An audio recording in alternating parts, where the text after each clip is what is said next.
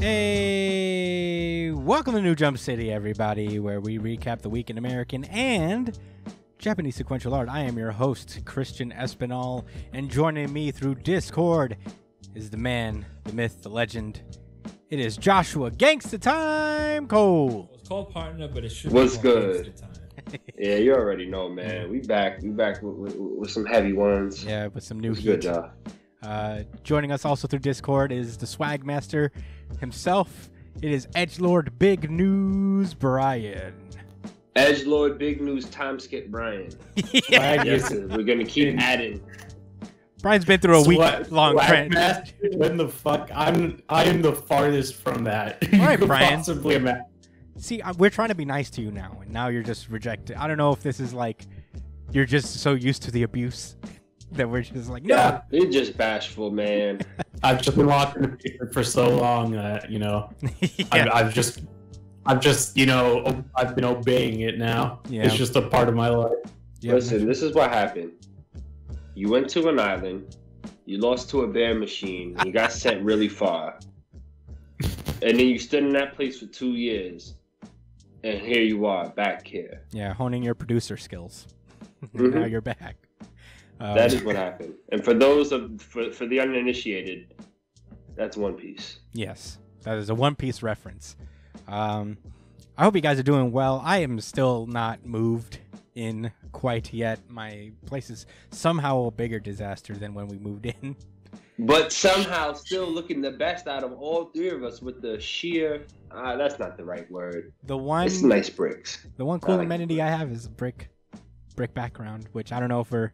Whatever, man. This is an evolving situation. Don't ever move. If you're like planning on moving, don't. Moving sucks, dude. It really is just a pain in the ass. But I'm glad I'm here. New studio, technically. So let's get into it. Let's go into plugs. You could find me at the Chris Espinal on Twitter and Instagram. Joshua Cole, where can they find you?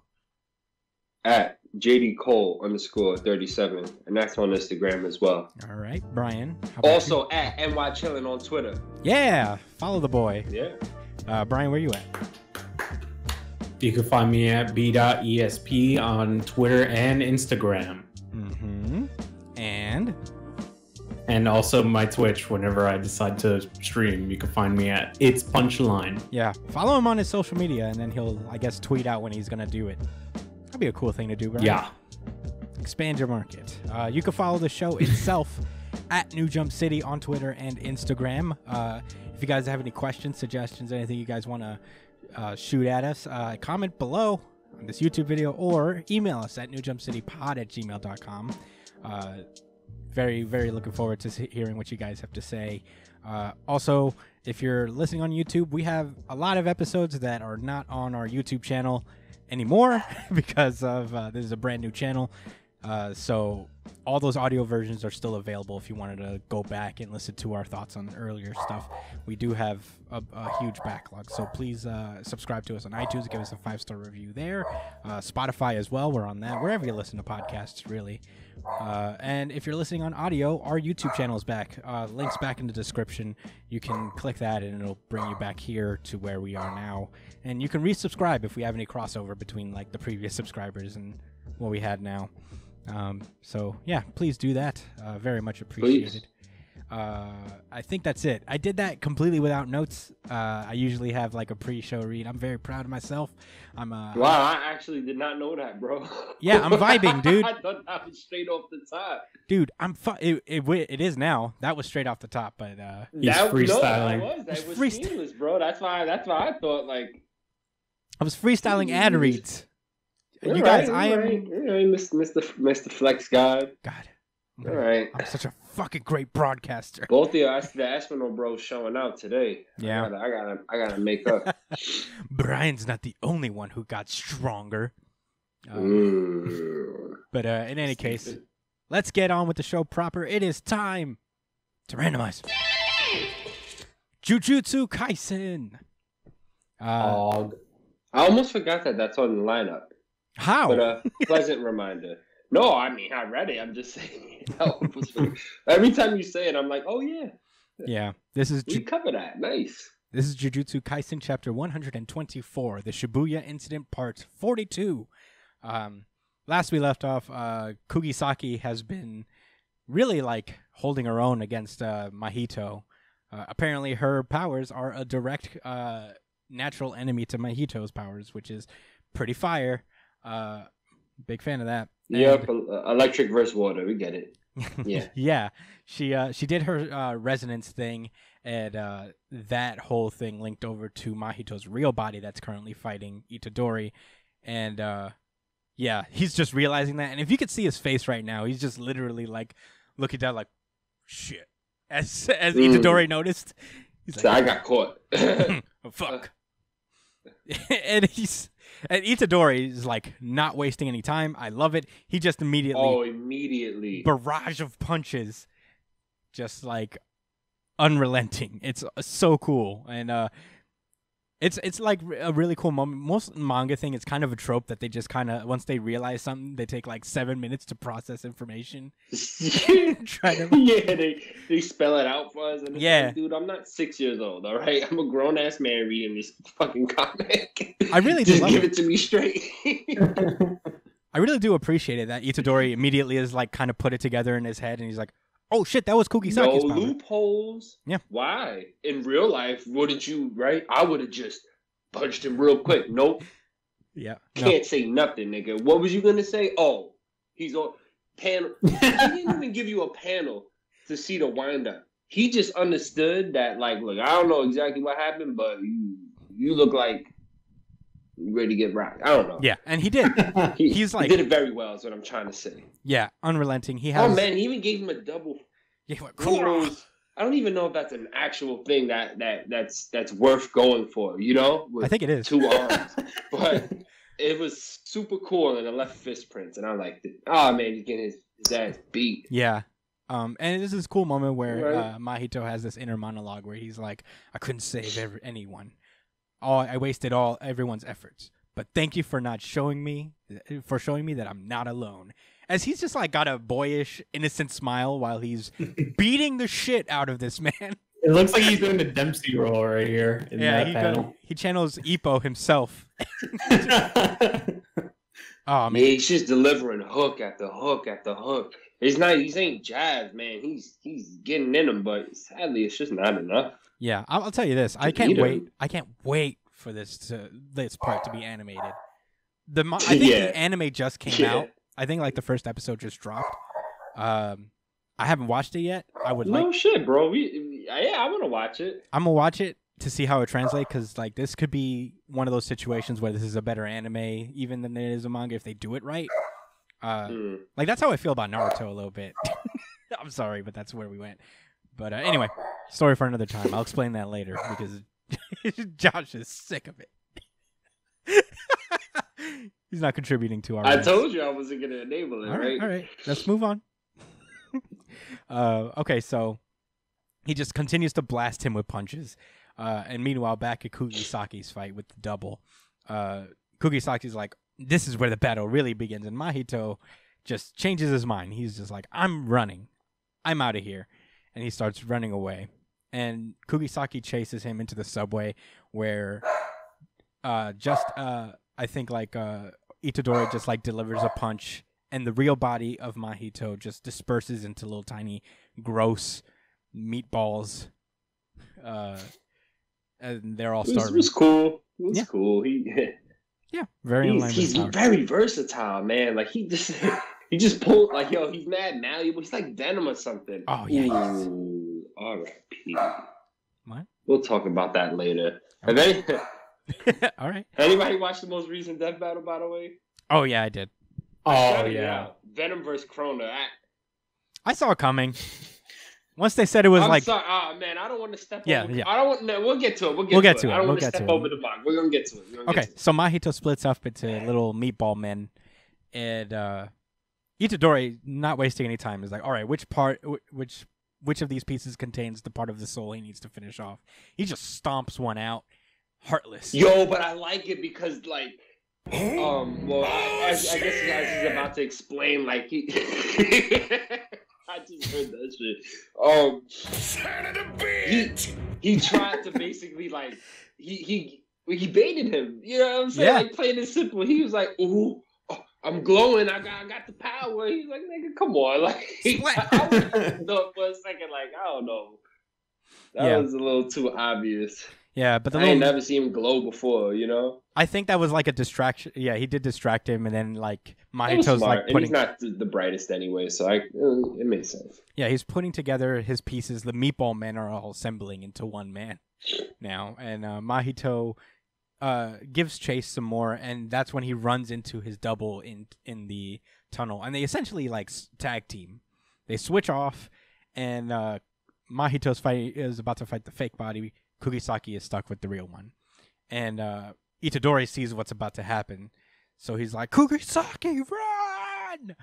And Kugisaki just wasn't ready. Like, she just like couldn't process it in time. And Mahito, now that it's the real body, he is able to use like the full extent of his powers against Kugisaki. So he just immediately, like, all you see is just his hand over her face. And he pimp smacks her. That's what we're going to say. Yeah, smacks the shit out of her. He smacks the shit out of her, but he used his little technique. Well, yeah. At least that's what I think is about to happen. Meanwhile, Itadori just splatters Copy Mahito's brains all over the wall. Oh man, so cool. And now we're just like, Mahito's just thinking about it. It's like, okay, I couldn't kill the 7-3 sorcerer with one touch, but how about you? And we don't see the half of Kugisaki's face that he touched. Before we go into a flashback to 2009, when Kugisaki was 6 years old and playing Smash Brothers. Hell yeah! Guess who just became my motherfucking favorite character in the series? Kugisaki. Is that how you say her name? Kugisaki. Novara Kugisaki. Yeah. Who do you think her main is? I'm lobbying that we name that the title of this one. Her name? Just her name? We don't have to. Playing Brawl, too. But that's going to be my vote. She is playing Brawl. She's on a Wii. You know what? A lot of people like to shit on Brawl, but you know what? That was the funnest one. Mm. Who do you think her now main... all I do is try hard and sweat. It ain't the same like it used to be. Who do you think her main is? Huh? Who do you think her main is? Let me see. Let me zoom in. Oh. It doesn't show. Yeah, you're right. She's probably a filthy meta player. A filthy what? Meta Knight? No, Kugisaki gets it in. I think like she's more of a brawler type. I think she's like... That's why I said Ganondorf or Captain probably Falcon. Ganondorf. I would say I would say Captain Falcon probably. That's more in line with her personality. Maybe someone with projectiles? Because she uses the nail and... But in any case, that was Jujutsu Kaisen. Oh my god, such a great chapter. We're about to. So not only did someone just become my favorite character, I'm about to get a flashback for them. Yeah. This is amazing. Yeah, man. I'm so excited. Jujutsu Kaisen has been fucking awesome this entire arc. If you're not reading it by now, catch up while you can, because it's so great. Yeah, dummy. Catch up. Catch up. Come on. Catch up, stupid. Why they're doing flashbacks? Catch up, stupid. And it goes by mad fast. All they do is fight and talk a little bit. Yeah, literally. The last 42 pages. Cool stuff, fight, cool stuff, talk, fight, cool stuff. The last 42 chapters have been literally, you can just flip through it like Captain Underpants' novel. Just keep it going. But, yeah. So, it's can great. we talk about what wasn't too awesome? What? Why they have to do my nigga Venom dirty like that? Now, let me tell you this. I ain't hating on Crona. I actually fuck with Crona hard body in the manga. So it's not like I'm not super disappointed. This was just another one of those matchups where I was like, come on. I can understand them doing this with the more obscure characters. Like, listen, I don't give a fuck. I know a lot of people like Cable, but people just know of Cable from either the video game or lightly from, whatever shit. Most of the fan base that like Cable did not read no fucking comics. Mm-hmm. That's my opinion. So you have a character like that get smoked by Booster Gold. It's like, whatever. But we're talking about Venom. He's second to fucking Spider-Man, my nigga. And that's nothing light. and you gonna put him in a match you know he's gonna get murked in. Yeah. See, this is my thing. When they talked about them, I was dumb hyped because I was like, "Oh man, they're gonna make this a show." And then I was reminded when they started talking about Shorty, or he, she, whatever, Crona, and I was just like, "There's no way. There's no way. There's no way. Venom's the man, but there's no way." We were talking about no easy money, but that's not even. Come on, it's not the same. Yeah. No, I think you're right. I think this was just a weird matchup. He didn't even turn his symbiote into like a sniper to try to shoot her. Nothing creative like that. He just they talked about his versatility, but he ain't do nothing super unique. I don't know. Maybe that's not in Venom's nature. I agree. It's just a weird matchup. I mean, they've been doing that a few times lately with Totoro. It was creepy. Tezuka. I kind of I get it, but I'm also because they're both because Ragnarok is kind of symbiote-esque. It's this thing that kind of takes over their body. I mean, it's interesting. I thought it was cool, and then the second they said Sonic Screech, and I'm like, oh yeah, and they try to say like, all right, he's not as weak to it as like we know it. Like it's not like if you just clap a fucking symbol in front of him, it's he can resist. They talked about that, but come on, this is a fucking anime swordsman character we're talking about. It ain't the same. Not only does that, an edgy anime swordsman character. Those are the most powerful of all. And then he even said, like, Carnage and Venom both got smoked, like that. Carnage gave it up, but it was the same thing where they just got outminded. And it's like, come on. Like, I don't want to see Venom get outminded.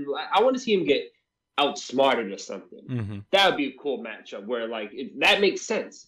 Because he's not mad smart. If they wanted to do like something with Soul Eater, I think like they could have done it with Ashura, like the Kishin. They could have done Venom versus against who? Against Ashura. The mummy dude. Yeah, the mummy guy, because he's like super powerful, but he doesn't have like power itself, right? Yeah, that's what it was. It was the Screech. The second I saw that, I was like, "There's no way they're gonna let him." But Venom couldn't break through either. I think that was the point. I think Venom was just probably just a more capable fighter and had not even opportunities in situations they probably thought he would get the kill. They just didn't because of durability. Have you done Mr. Fantastic versus Luffy yet? No. Oh no, I think I saw like a little mini death battle about it, but Mr. Fantastic would lose.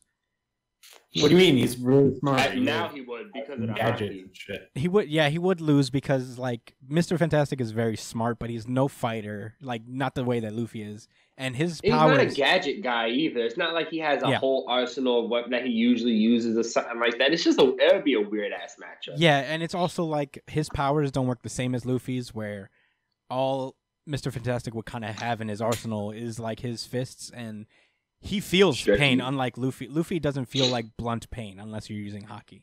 Thank you. So he either like he doesn't feel any punches ever. So he could and he's way more durable than Mr. Fantastic is. So I don't know. It's a bad matchup. They should put Luffy against somebody though. I'm very fascinated to see what they would do. You know who I'd like to see Luffy against? Plastic Man.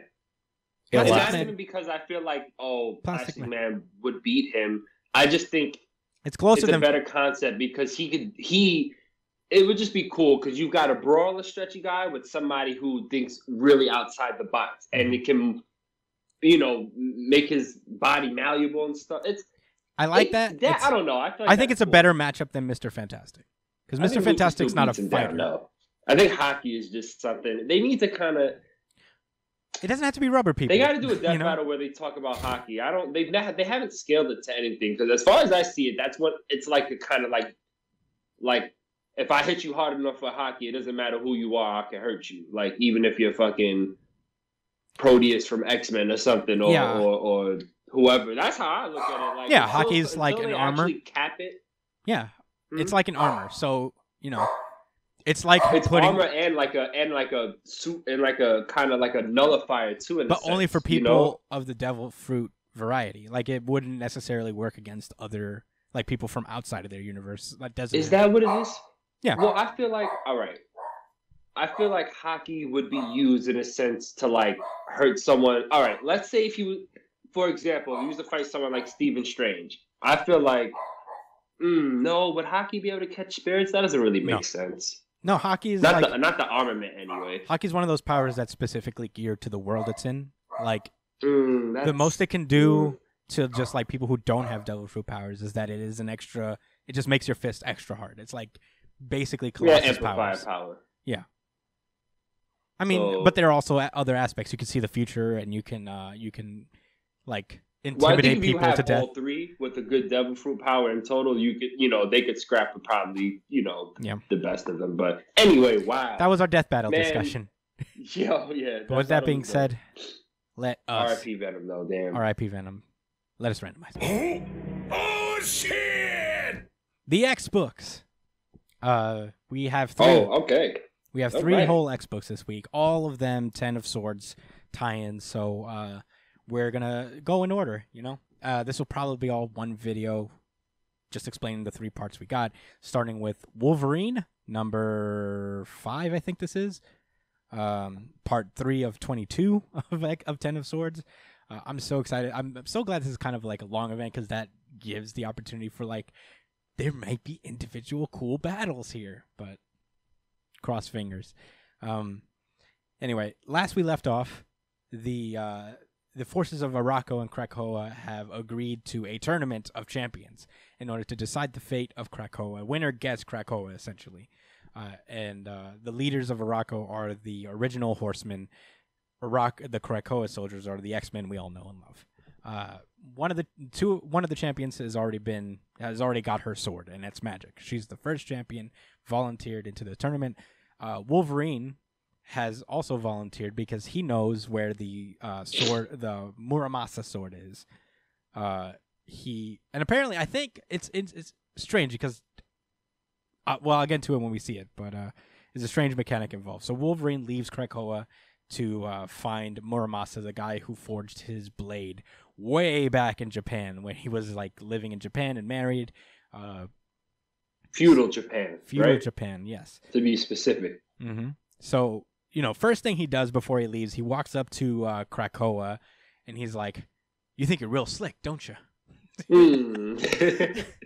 You're the one who it's your whole thing. Is like you wanted the external gate to be opened, and that means you wanted this war. So, from here on out, I mean, we'll do it, but I'm never going to trust you again. Which is fair. Quick tidbit. I actually did really like this exchange between Wolverine and just because it was kind of ominous, and I feel like that's not there just to look cool. Oh, I hope not anyway. No, I bought it. We're actually going to address that later too. Yeah. But I bought it as a real moment that he would have. I had a thought, like, I feel like the way they was marching through, realities and shit, I feel like they would have made it to Earth one way or another. And it's like, at least y'all have it under control now. Imagine these niggas popped up somewhere else, like, I don't know, Canada or whatever, and just started going ham. Come on. I feel like the situation could have been a lot better. All I'm trying to say is this seems like they was getting to Earth one way or the other. Well, I think they were just going through a gate. Like, they want to Krakoa specifically first. So they don't really have that big of an interest in the rest of the world yet. No, the implication is that they're going to take over Krakoa and then unleash hell on the rest of the Earth. Yeah, because, first things first, Krakoa. I mean, they got to see the Avengers first, but anyway. Yeah, that's a whole nother can of worms. But anyway, he goes off. We get a little bit of an explanation of what the Muramasa sword is. It is like a thing that is in Wolverine's culture. Apparently, this guy makes like crazy strong swords. Wolverine was essentially a god wielding these swords. He first goes up to the Silver Samurai back on Krakoa. He's like, "You know where Muramasa is?" And so Silver Samurai is like tight in a way. He's like a little bitter. Salty boy again. Yeah, he's not as salty as last time. He's like, "I'm literally a samurai, and they didn't ask me to be part of this tournament of swords." I would feel slighted too, but too bad, bro. You're not that popular. Like, I'm wearing this armor using right it in now. Marvel vs. Capcom 2, though. He's pretty cool. Yeah, I don't have to wear this armor. I like it. They didn't choose me still. So yeah, Wolverine's like, "All right, I guess I'll fight it out of you," and he pretty much just easily defeats the Silver Samurai. It's like, that's why you're not in the goddamn tournament. Yeah, you fucking cornball. So I mean, mind you, it's not a sword fight, but yeah, whatever. Yeah. Meanwhile, in Araco, lame samurai is lame. Meanwhile, in Araco, the 2 of the 4 horsemen go over to this prison they seem to have. I think it's called the Tower of Broken Will, which is pretty wild for a prison name. I like it. Yeah, right. And all right. they visited this guy who just has a pit. He's like thrown in a pit, and he's just sitting there with like cheese, a fucking sitar, I think, some meat. And they've been like, you've some been flowers, nice candles, a few books. And yeah, he basically looks up at them as like, hey, you guys need a favor? And this, like, these, he gets under their skin so easy because they're like, you're in a hole. You should be asking us for the favor. And he's like, I am not stressed. I have cheese and steak. I'm good. I have cheese and ham here. You can't stop me. I'm so happy. Yeah, so apparently his homie's been helping him out on the inside, yo. Like, yeah. He's supposed, well, yeah. And War's got beef with him specifically because War, this guy, his name is Solemn, he killed War's husband, who is the summoner's father. So they got beef. And he implications, yeah. Yeah, and he's like he's still not stressed. He doesn't feel bad about it at all. He's just like, it is what it is. I did the thing. You're going to have to deal with it. Oh, well. Oops. Anyways, yeah, you needed something from me? Whoops. And, yeah, so basically, like, all right, we need you to participate in this tournament. And, you know, you need a sword to do it. And he's like, cool, I got this cool hell dagger. Can I use that? And they're like, no, you need a real sword. And this is like the mechanic that's kind of strange to me. Do they have to have matching swords in order to? Oh, that's no, my there father was 2. in the video. It was called on 2. Senor Espinal, what up? Well, doing his routine check-in. Yeah, I get to meet my dad there. Anyway, so yeah, he's like, I got a hell sword, and they're like, you can't. You got to use the Muramasa. Like, do they have to use the same sword, everybody? Like, they have to be matched with the same sword?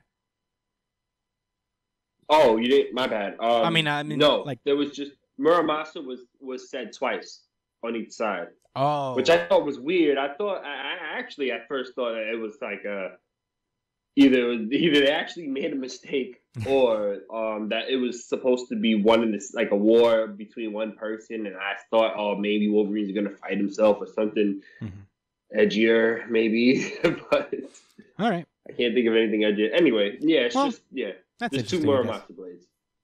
All right, that's interesting, I guess. So they're like, all right, you got to go get a Muramasa blade, and he's like, cool, I'm out. And they let him go. Wolverine arrives at where Muramasa's supposed to be, and there are just ninja all around. He just doesn't see them yet because they're all ninja and stealthy. The hand. Yeah, the hand. Apparently, like, we get these little visions from hell. Like, it cuts between 2 different timelines. At some point, Wolverine's just in hell, and he's a full adamantium skeleton because he fell into the lava. And Muramasa's also in hell for some reason. Simultaneously, we get a little panel where they see that they, like, put him in a pentagram and they just sent him to hell because they needed him down there. And that's kind of where the Wolverine issue ends. And the X Factor issue begins.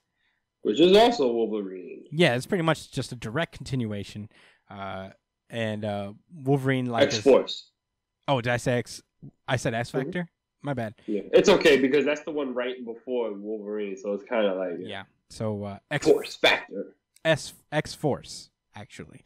So, Wolverine finds Muramasa pentagrammed on the ground, and he turns around, and the hand are just all around him. They're just... I don't know, they're just like, we're here to fuck you up, Wolverine. By sheer number, because we know we're not about that life one-on-one. Yeah, not just some guy from the hand is going to take down Wolverine. And the Iron Fist, but perhaps several hundred of us. Yeah, they're just like the general ninja clan of this. Like, they're like the League of Assassins of this universe, I guess. Fun fact, they're also a direct parody of the Foot from the Teenage Mutant Ninja Turtles. A parody? Yeah, TMNT was initially a parody of just like superhero comics when it was like very first created at the time. Oh, so it was making fun of like edgelord shit, like kind of. So they had like the Turtles were more edgelordy. Foot Clan. Yeah, they had the Foot Clan, which is a parody of the Hand. Oh, the foot. Wow. Boom. Boom. It was still like taking itself serious. It had like a story, but it was like basically a play on that. Yeah, which is sounds like One Punch Man, kind of. Almost. Yeah. So yeah, Wolverine's like fighting them off, but they're all like weird ninja zombies, and Logan's just like, Jesus Christ, man! God damn it! Can't nothing be easy. And somehow, like, they enter a portal that leads directly to hell, in which he lands in the said lava. That somehow, right? Yeah, it's just kind of there. I was kind of confused. Was the portal open? I'm trying to find like a page that was like, yeah, in the room. I mean, in the room, it looks like there's one behind him. Maybe they. All right. I guess they just opened it. Maybe. I think. Yeah, maybe when he seen him in the room, the portal was open there as well. You know what I'm saying? Yeah. So they could go in and out of. I guess sort of the hand. I was calling the foot. Could go defend them, or if anyone. Yeah, whatever. Anyway. So Wolverine just I'm not concerned about it that much. Wolverine just stumbles into lava and he climbs his way out in this ultra edgelord fucking adamantium skeleton. Metal. Yeah, I mean, yeah. Usually, I'll be real quick to violate, but I thought it was really cool. I thought it was super cool too. I'm being goofy, but like he looks up at the ghost of a sword maker in his adamantium form. As these weird hell demons. He's asking Logan to save me, and Logan's reaching out like, nigga, I'm a full ass skeleton right now, bro. Give me a minute. Give me a minute. You can see it in his face when he looks at him. The dude's grabbing his shoulder. He's like, Yeah. Muramasa looks at him like, oh, never mind. Oh, man. Take a minute. Send him back. Kill it with fire. All this shit about why he's there, and it's like, nigga, you got sent there, bro. Don't try to act like, oh, this is the most optimal place for me to make my weapon. No. You got dragged out of hell, bro. No. It's a combination of both. Where he's like, they dragged me out because I'm the goat of sword making. And what better place to make swords than hell, because it's got the hottest blast furnace. Logistically it really works out for blacksmithship. So here you go. I got a cool sword now. Check it.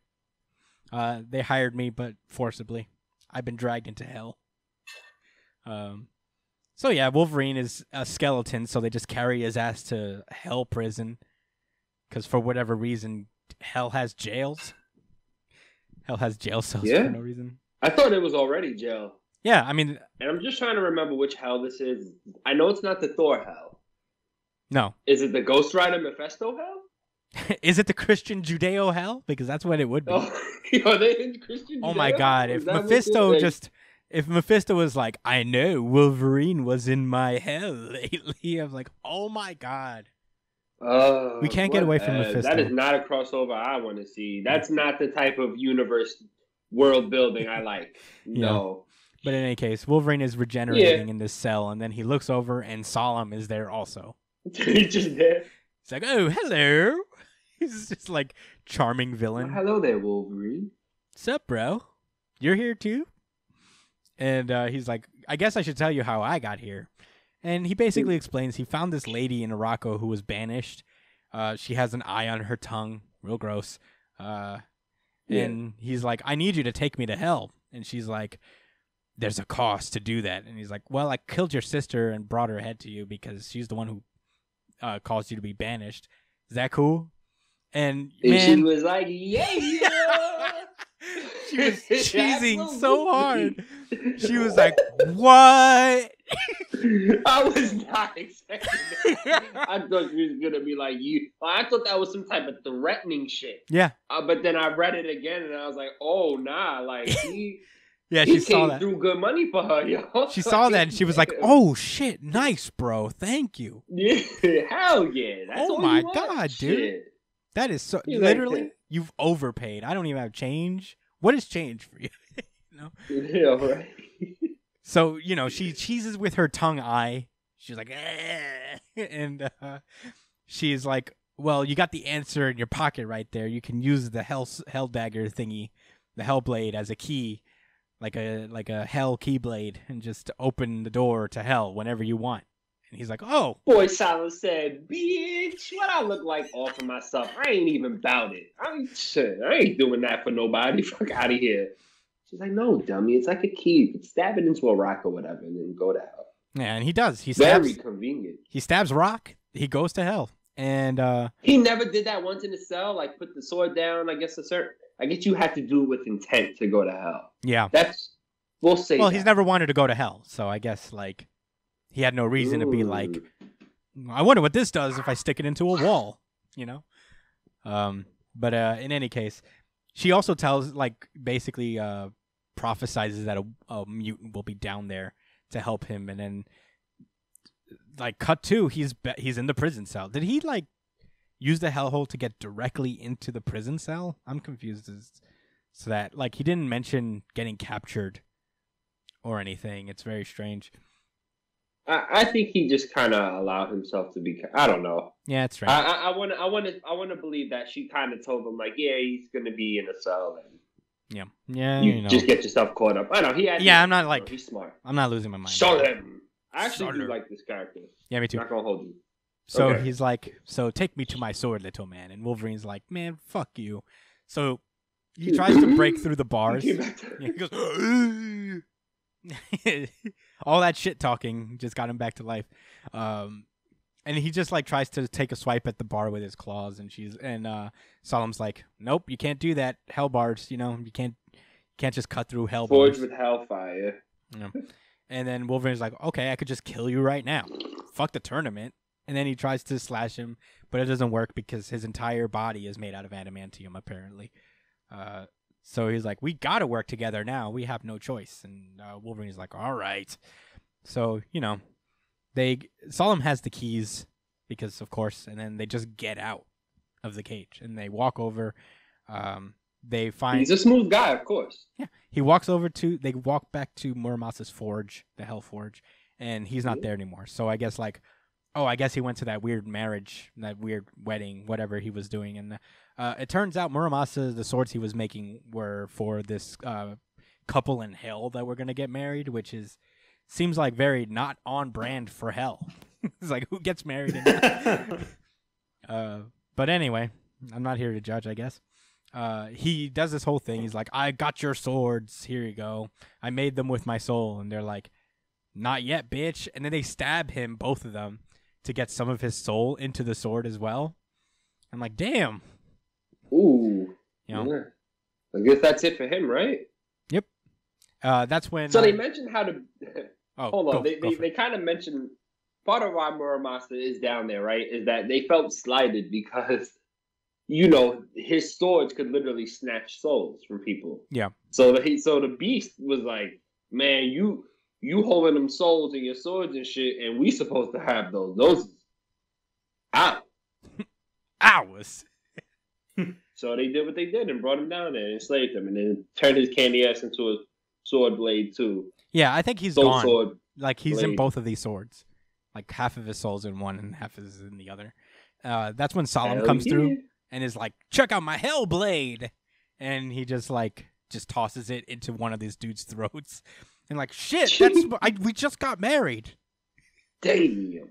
You know, the other one got tight and she was like, man, you killed my husband, dude. And tries to, you know, fight him.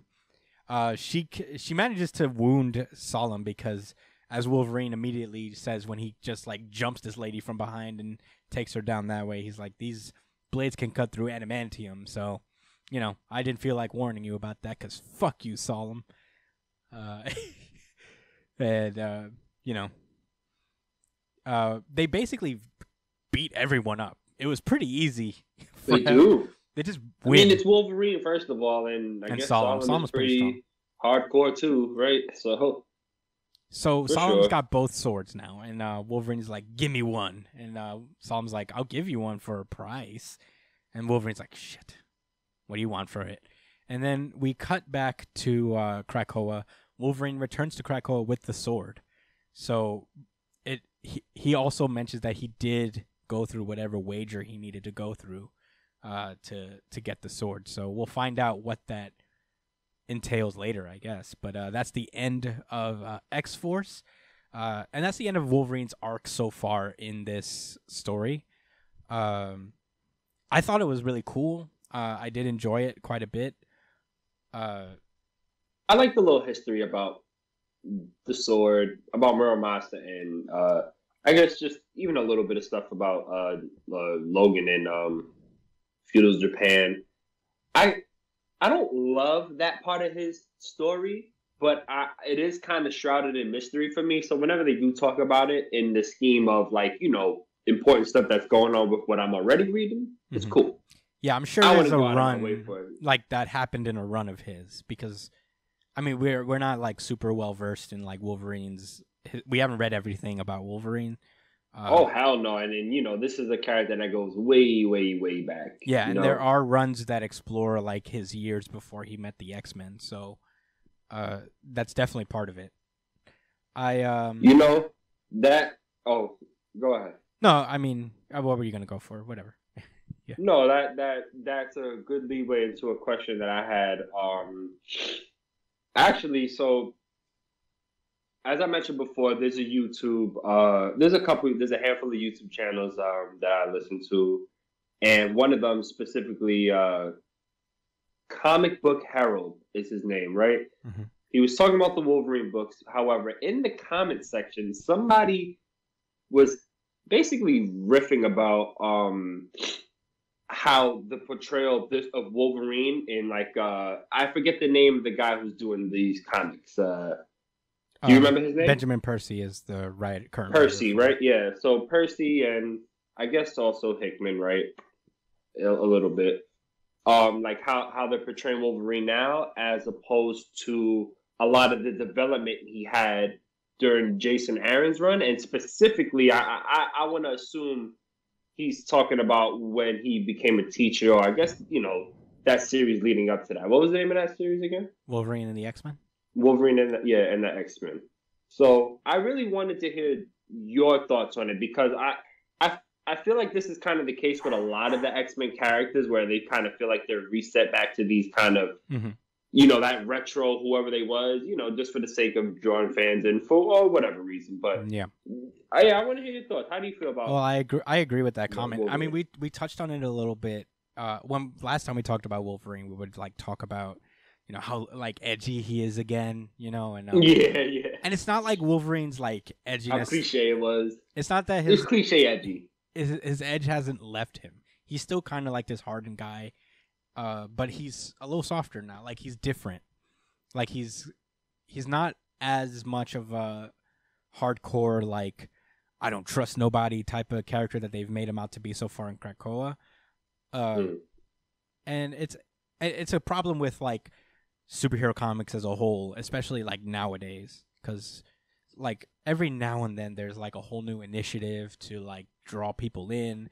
There's a whole new mini reset button that both Marvel and DC do, where they're well, we had to. I said it with Daredevil last time. Yeah. I actually do remember that was actually really unfortunate, because they quite literally threw a bunch of development down the drain. Yeah, they did it with, and hopefully, yeah, they did it with Spider-Man 2. With One More Day, and it's a shame that and it's kind of it's a hard situation, because if you do that, you kind of give away the ability to get people in, who are new, attract new readers. There are ways to do it, but I guess they're taking the easy way out every time by Wolverine's back to the Wolverine you kind of know from the movies, where he's this gritty guy who doesn't trust nobody, and Wolverine's come a long way. All these characters have.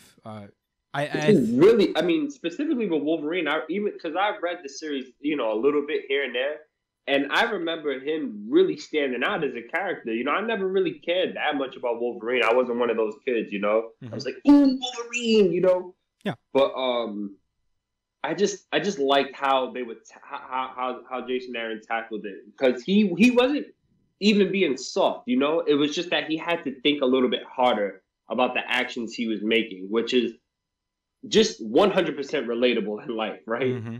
You know, you have someone that's perceived a certain way, and he bucked all of that and had to work hard to gain trust with the students, and that changes you as a person. And you know, I wasn't as attached to it as you, but I can, you know, I can still relate, I guess, in a way. Like it's just sad. Yeah. And it's not enough to know, like, okay, maybe that's still there, we're just not seeing it. No, I want to see it. Yeah. In a Wolverine comic. I don't want to just see all like, it's whatever. I mean, at the end of the day, Wolverine's only been going on for what, 5 or 6 issues aside from the event. So I guess there's time. Yeah, I mean, Wolverine the X-Men, Jason Aaron's run on that is one of my favorite comics. I highly recommend people pick it up. There are a few runs that are just like, these are awesome, and I will always like. I usually have them on my bookshelf. I don't have bookshelves installed yet. Like, I only have this one here, but I do have like most of the Wolverine, if not all of it, in my bookshelf, and it's very important to me. I do like it. I do recommend it. It is just like kind of par for the course. I try not to get annoyed by it anymore. It is just kind of an annoying thing that happens where character development, you take it with a grain of salt because the next writer will want to do something different, or the company will have like editorial mandates that will be like, all right, we're doing like a soft reboot, or we're doing like we're setting certain parts of the universe. So all that stuff goes down the drain. But I try to enjoy them as these self-contained stories for what they are.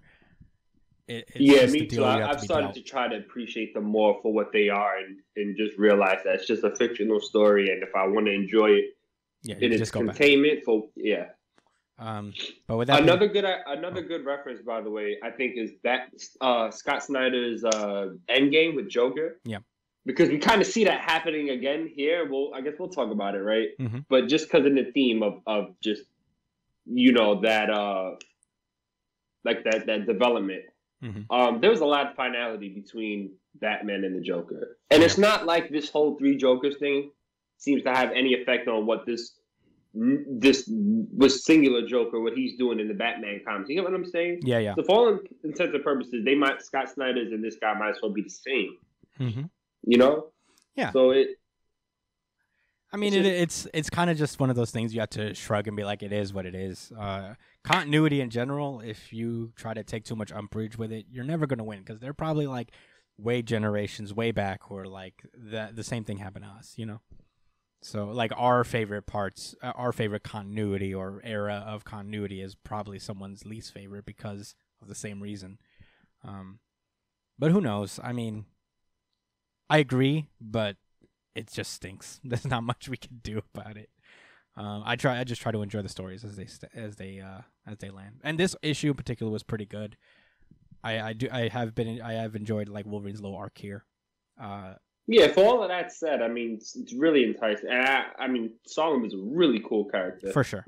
And he's supposed to be like an arch nemesis to Wolverine. So, you know, I'm sure whatever deal they made, you know, it's going to have something to do with after the X of Swords, and probably even not core to Jonathan Hickman's like X-Men as far as what's going to happen in the future, but probably just, you know, a guy that's going to be around for a while that's, you know, going to beef with Wolverine, which is cool because, you know, I think Sabretooth is kind of lame. Yeah. Maybe I'm just a bastard. I mean, I think that's just like kind of, I think that beef is just kind of over at this point. Like, there's certain arch nemesis. What else is there to fight about? Well, they're not fighting anymore, even, like, because there's no mutant infighting allowed, really, on a technical sense. Well, he's also in prison, so. Yeah, he's also in nowhere prison in the center of Krakoa, so who knows? Yikes. Yeah. But anyway, we let's move on with Marauders, number 13. I think this is this is Marauders 13, aka Storm number 1. Yeah, we're gonna X of Storm number 1. X of Storm. Because Wolverine already had a book out. Storm does it, so. Yeah. So now we're gonna focus on Storm. Storm is another one of the champions who have volunteered to take up the tournament, and she's going to go find her own sword, which turns out to be a Wakandan sword. It's not really volunteer; they're kind of like chosen. Yeah, they're prophesized. I guess they also. I mean, I guess it's still loose; like it's up to interpretation. But I mean, the swords. I feel like this only you have to have the right sword. Yeah, there's a prophecy. You know, only where, one. You know what I'm saying? Yeah, there's a prophecy. Yeah. I think Josh is closer to the truth, where it's like there's a prophecy involved. It doesn't matter who wields the sword; it just has to be these specific swords. It just so happens that these swords are linked to specific members of Krakoa. Storm Sword is an ancient Wakandan sword, like made by, I guess, like the first Black Panther ever.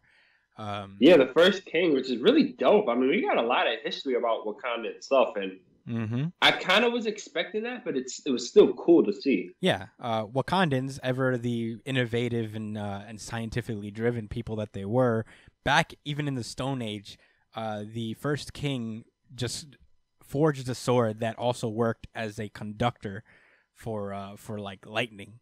So that there's. Oh, sorry to cut you off, but before there's a little bit of dialogue between Kate Pride and Storm. Yes. And they're kind of showing like a little history of her. But there's this one panel that I'm really interested in where she's standing over somebody with an eye patch. Do you know what that's about? It's the the white, like the original Marauders, that lady with the eye patch on Emma's team. Oh, yeah. That was her. Oh, they were part of the original. Oh, because they was like a bad guy team. Yeah, right? they were a bad guy team before. But in any case. Okay, my bad. Yeah, no, you're fine. So conductor sword essentially, and they used it to fight many wars. And when things started to get a little more peaceful, the edge of the sword actually proved more useful for things more than violence. It was kind of like they studied the metal that the first king used to make it. And it turns out that it is vibranium, of course, and that's basically how they discovered vibranium as an element. Is they finally took a look at it in the sword. Yeah, once they were more advanced, and generations down the road, they studied it and they learned that you can harness this metal and create basically a city out of it. And that's essentially how Wakanda was born. So Storm goes to Wakanda, where Black Panther's not there. T'Challa's not there currently, but his mom and Shuri are there currently in his stead. Ororo goes over and is basically look, we're in trouble here. There are the original 4 horsemen of the apocalypse. They've come to fuck us up, and we have to go through this tournament in order to survive, essentially. And it's not just... She gives it to them straight. I mean, no reason why she shouldn't, but... Yeah, and it's not just for us. If they get Krakoa, they destroy everything. So... what I'm asking you is not easy, and I wouldn't ask unless it was apocalyptic fucking circumstances that forced me to it.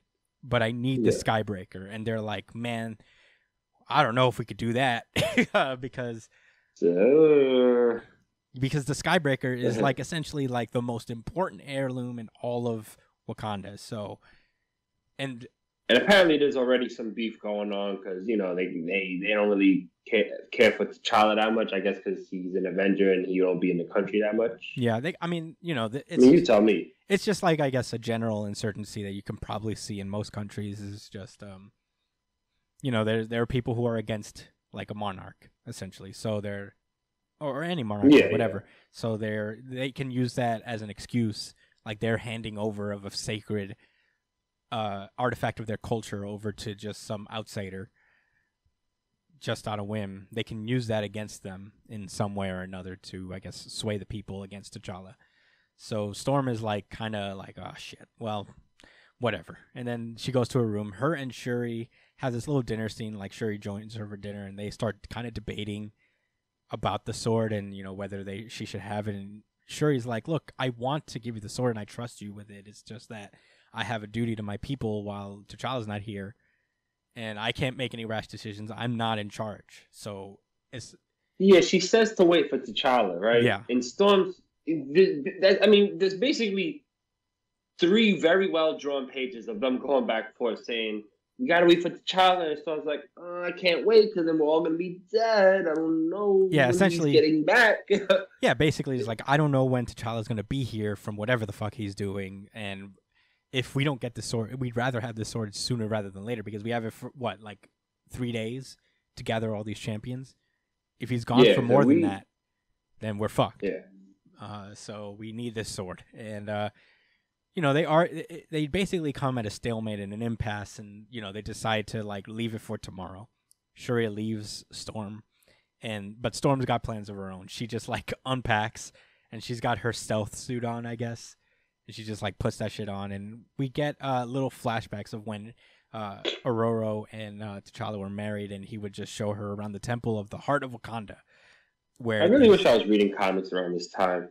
This looks really cool. Like, this is a piece of comic book history I wish I could read. Well, I'm not sure if this is actually, like, if this actually happened in, like, a Black Panther. Apparently their relationship was fleshed out in not in Avengers vs. X-Men, but in they had Avengers vs. X-Men, and then they fell apart during the Phoenix 5 situation when when Namor destroyed Wakanda. Yeah, they essentially broke up there, but I'm saying, like, this moment, I don't know if, like, it's an actual moment from, like, when they were together, because this is a flashback before Avengers vs. X-Men. So I guess they flash back to that time when they were still together and, they were ruling alongside each other in Wakanda. And basically, she knows her way around the place because at some point, T'Challa taught her, like, all the security measures. To a point where Storm's wondering is, like, did he know that I might have to come in here at some point and just take the sword? Did he tell me in advance? Just because this is pretty easy. And right as she's, like, she got to the fucking pedestal where the sword is, that's when Shuri comes in and is like, damn it, I hope that you wouldn't do this. And Storm's like, man, I don't want to fight you right now. I gotta take this sword. So they fight for a while. Storm eventually, like, stuns her with lightning to the blade, which is pretty cool. And she switches the swords out. She runs away. She tries to get out.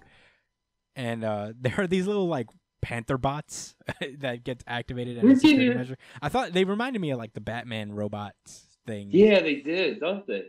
Yeah, I guess they have, like, similar-esque designs. Yeah, it looks like a cow. Yeah. So she just cuts her way through, and by the time she gets out, T'Challa's just back. And she's like, well, you could have waited for me. And she's like, I didn't know that you would just be here. So. Yeah, I didn't know you were getting here that quick, all right? They said you was out there, and they didn't know how long you were going to be there. That sounded like mad. Yeah, pretty much. Sounded like a week and a half or something, bro. I'm not going to lie to you. Like, you got all this super vibranium technology. You don't got no type of phone you could hit a nigga up, or we don't got no way to contact you. I'm not gonna lie, that was a point brought up by Comic Book Herald, and I'm not gonna lie, that slipped my mind while I was reading this. I thought so too. I didn't think of that. I'm just going with the flow of the story, huh? Yeah, I feel the exact same way. We're like, oh yeah, why doesn't he have a phone? Like, what the fuck? Like, I guess this is conflict that was created by kind of just idiocy, and I'm not gonna lie, I would usually say that's bad writing, or at least not good writing. It's like hey, I can't really a boomer problem, like a boomer issue. Well, I don't think the people who are writing this are boomers, so I feel like we don't have a payphone. I feel like it's Beepa or something. I mean, I don't know. Sometimes you overlook shit in a story. I'm not gonna be like, I'm just like, I forgot about it too. I didn't think about it until perhaps he's near a faxing machine. It's one of those. I don't know if it diminishes the value of this story, but I'll tell you this: the art was really good. Yeah, and this scene was still really good. I mean, I think it. Whatever. I'm willing to forgive it for the fact of the emotional impact and the seeds it plants too. Yeah, I mean, sometimes you got to look at the forest for the trees in a way where you're like, although that's a very valid point. It's a very valid point. It's also like kind of a nitpick. It's something that you could be like, whatever. It's fine.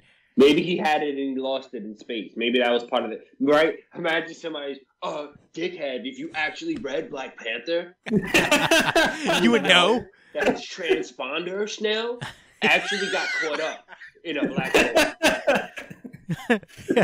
Yeah, there's someone out there who's reading like the current Black Panther run. He's like, idiot! He lost his fucking Samsung Galaxy S10 in space. Yeah. You fucking dweeb. Nah, no, you're not even a real fan. You're not even a real fan. You're not even real. Unsubscribe. dislike anyway. So nah, they have a yeah. I don't. I'm not gonna lose my mind. So basically, they come together. Black Panther's like, man, I wish you just told me. I would have done it for you, babe. Hey, you're doing a lot. I love you so much. I miss you. And Storm's like, this isn't about you. In the comics, they have been rekindling their relationship. So I saw that. I have like most of the current Black Panther run because it was free. It was like free for a month or two. So I got like all of them. And I saw like in the little preview pages that Storm is a part of it. You know. Ooh.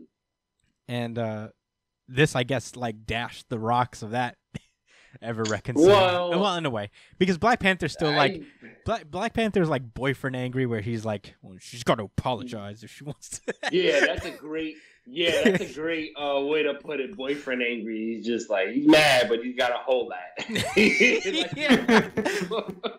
So I love her, but she's got to say sorry.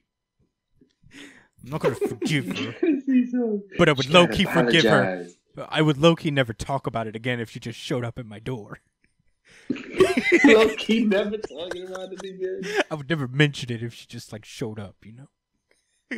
In all seriousness, T'Challa makes a kind of... I want to know, he made a logical, if not rash, decision to destroy the Krakoan Gate because... Instead of just declaring them outright enemies, he says that they're going to come here, they're not going to be thieves. And it's like, come on, it's just... Storm took the fucking sword. But I get it, it's for the people, because the people are not trying to hear that. They're like, I don't give a fuck about crack. Oh, nigga, I got vibranium. I got vibranium in my blood, nigga. Vibranium. Nah, but remember, guys, well, not guys, Chris. Remember, Chris. Yes. That, yeah, I'm pointing to you. On the phone, but I bet in the video I'm gonna be like that way. Anyway, there was a list when remember I brought this up before, but they was talking about the countries and they had Wakanda in red. All it said was they did not need the flowers or they didn't want the flowers, right? But I don't know, man. You don't just mark one thing in red out of everything, right? Come on. Sure. I think there's implications. Yeah. The story ends with Storm returning to Krakoa. She's got her sword, and she stands in a circle with Magic and Wolverine. And Wolverine is like, I never doubted you for a second, darling. And it's so cool. It's like a little cool Warriors moment where the two of them are just sitting, chilling, waiting for this tournament to start, waiting to fucking get it on. And Storm just shows up like, what up? I'm here too. And Wolverine's like, yeah. Hell yeah. The sword looks dope as hell when she charges it up with electricity. Yeah, it's got electricity because it's a conductor, essentially, so it's perfect for her powers. It's a superconductor. It basically exponentially raises the power of her electricity and who knows what else, right? Oh, man. It does crazy thing to Flash. I read something about it. I'm not going to go into it, but it cuts you real bad. Yeah. Probably not as bad as the Muramasa, right? But it's pretty devastating nonetheless. I am so excited for Ten of Swords. It's been like so great, so fun. It's like this building. I'm so loving that every character is getting their little moment to have this development for them, where everybody has their little quest for the swords, and we're getting to see why these swords are important. Very nicely done. I like it, and I like that they've afforded themselves the time in this event where it's 22 parts where they could really take their time. It's like a good manga arc where they can just chill for a minute and they can just tell the story. I'm so excited. Unlike eat my ass. But anyway, man, Ten of Swords. Oh, thank you. Pick it up while you can. That's all I got to say about it. It's so great. Honestly, all three of these certified to be dead. Oh, absolutely. What? I forgot. X-Men for life, nigga. X Sword. Still naming this. What? We still naming this chapter. God damn it! I forgot my favorite character's name. Damn, Kugisaki, man. Kugisaki. Yes, thank you. We're still naming it that. But anyway, that was the X books. It is time to randomize. Son of a bitch! My Hero Academia. Oh, speaking of. This is My Hero Academia, chapter 286, The Ones Within Us. last we left off, Bakugo just took a big stabby. pretty much, and basically he's just like, he's hurt. Deku's it's like, bad blood on Midoriya. Ew. Deku's like, nani? And all for one, I guess it is. He's just looking at him like, oh wait, before that, Bakugo has a whole wherewithal to be like, stop trying to win this on your own. And that's when all for one's like, cut it out. And he just starts falling, but Todoroki catches him with that cool save. And all for one is still like, so much blood spilled for no good reason. That last bit being the most pointless of all, because I'm an asshole. I thought there's like One Piece levels of asshole villains, right. you know?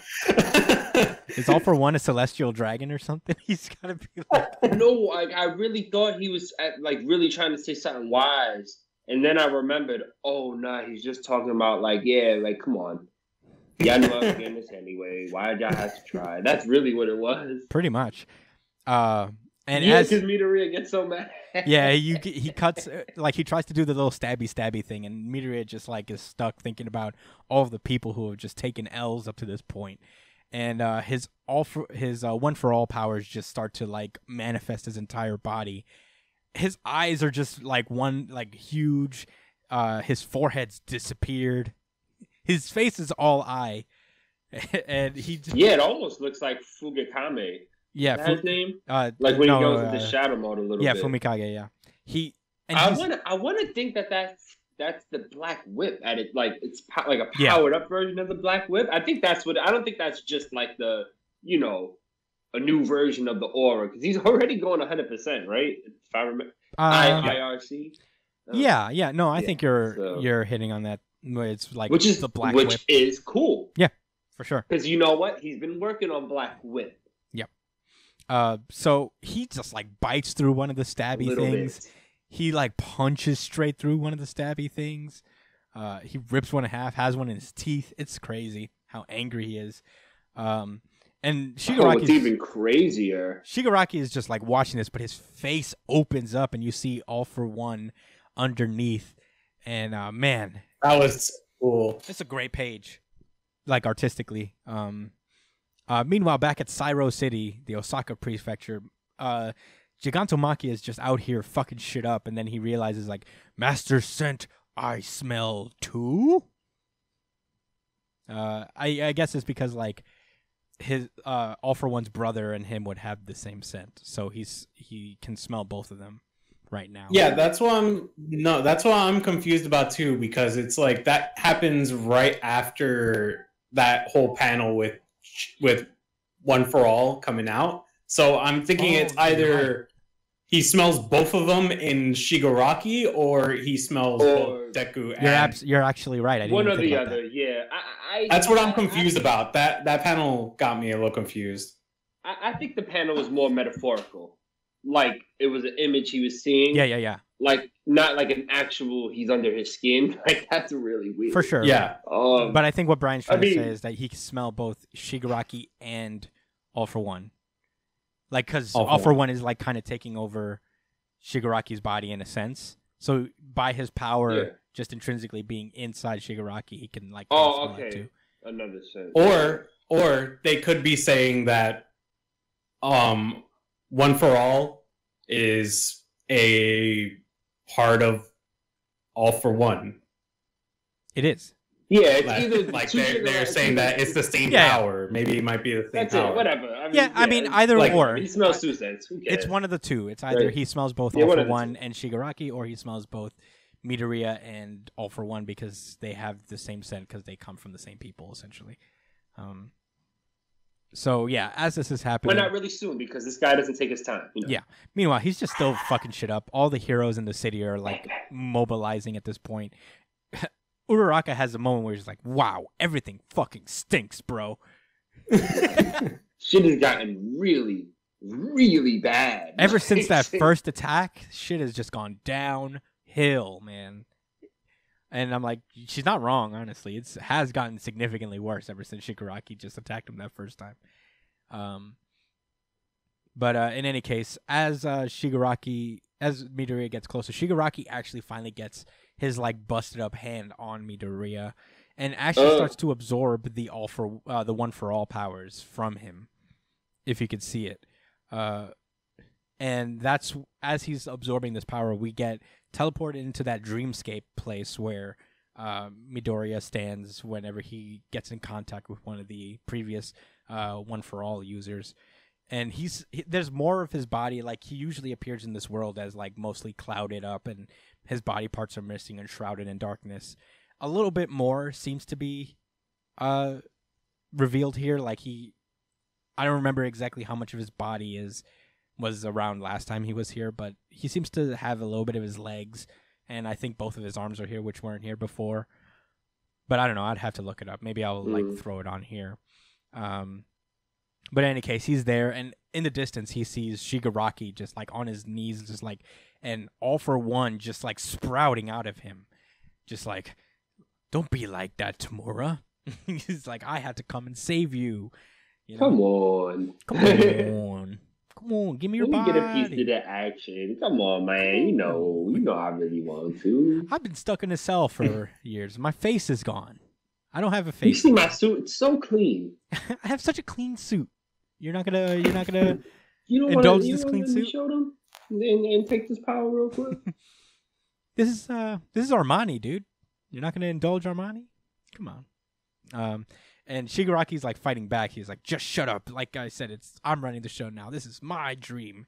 Midoriya doesn't even know what to do at this point. He's like, fuck. He tries to step forward, but he falls.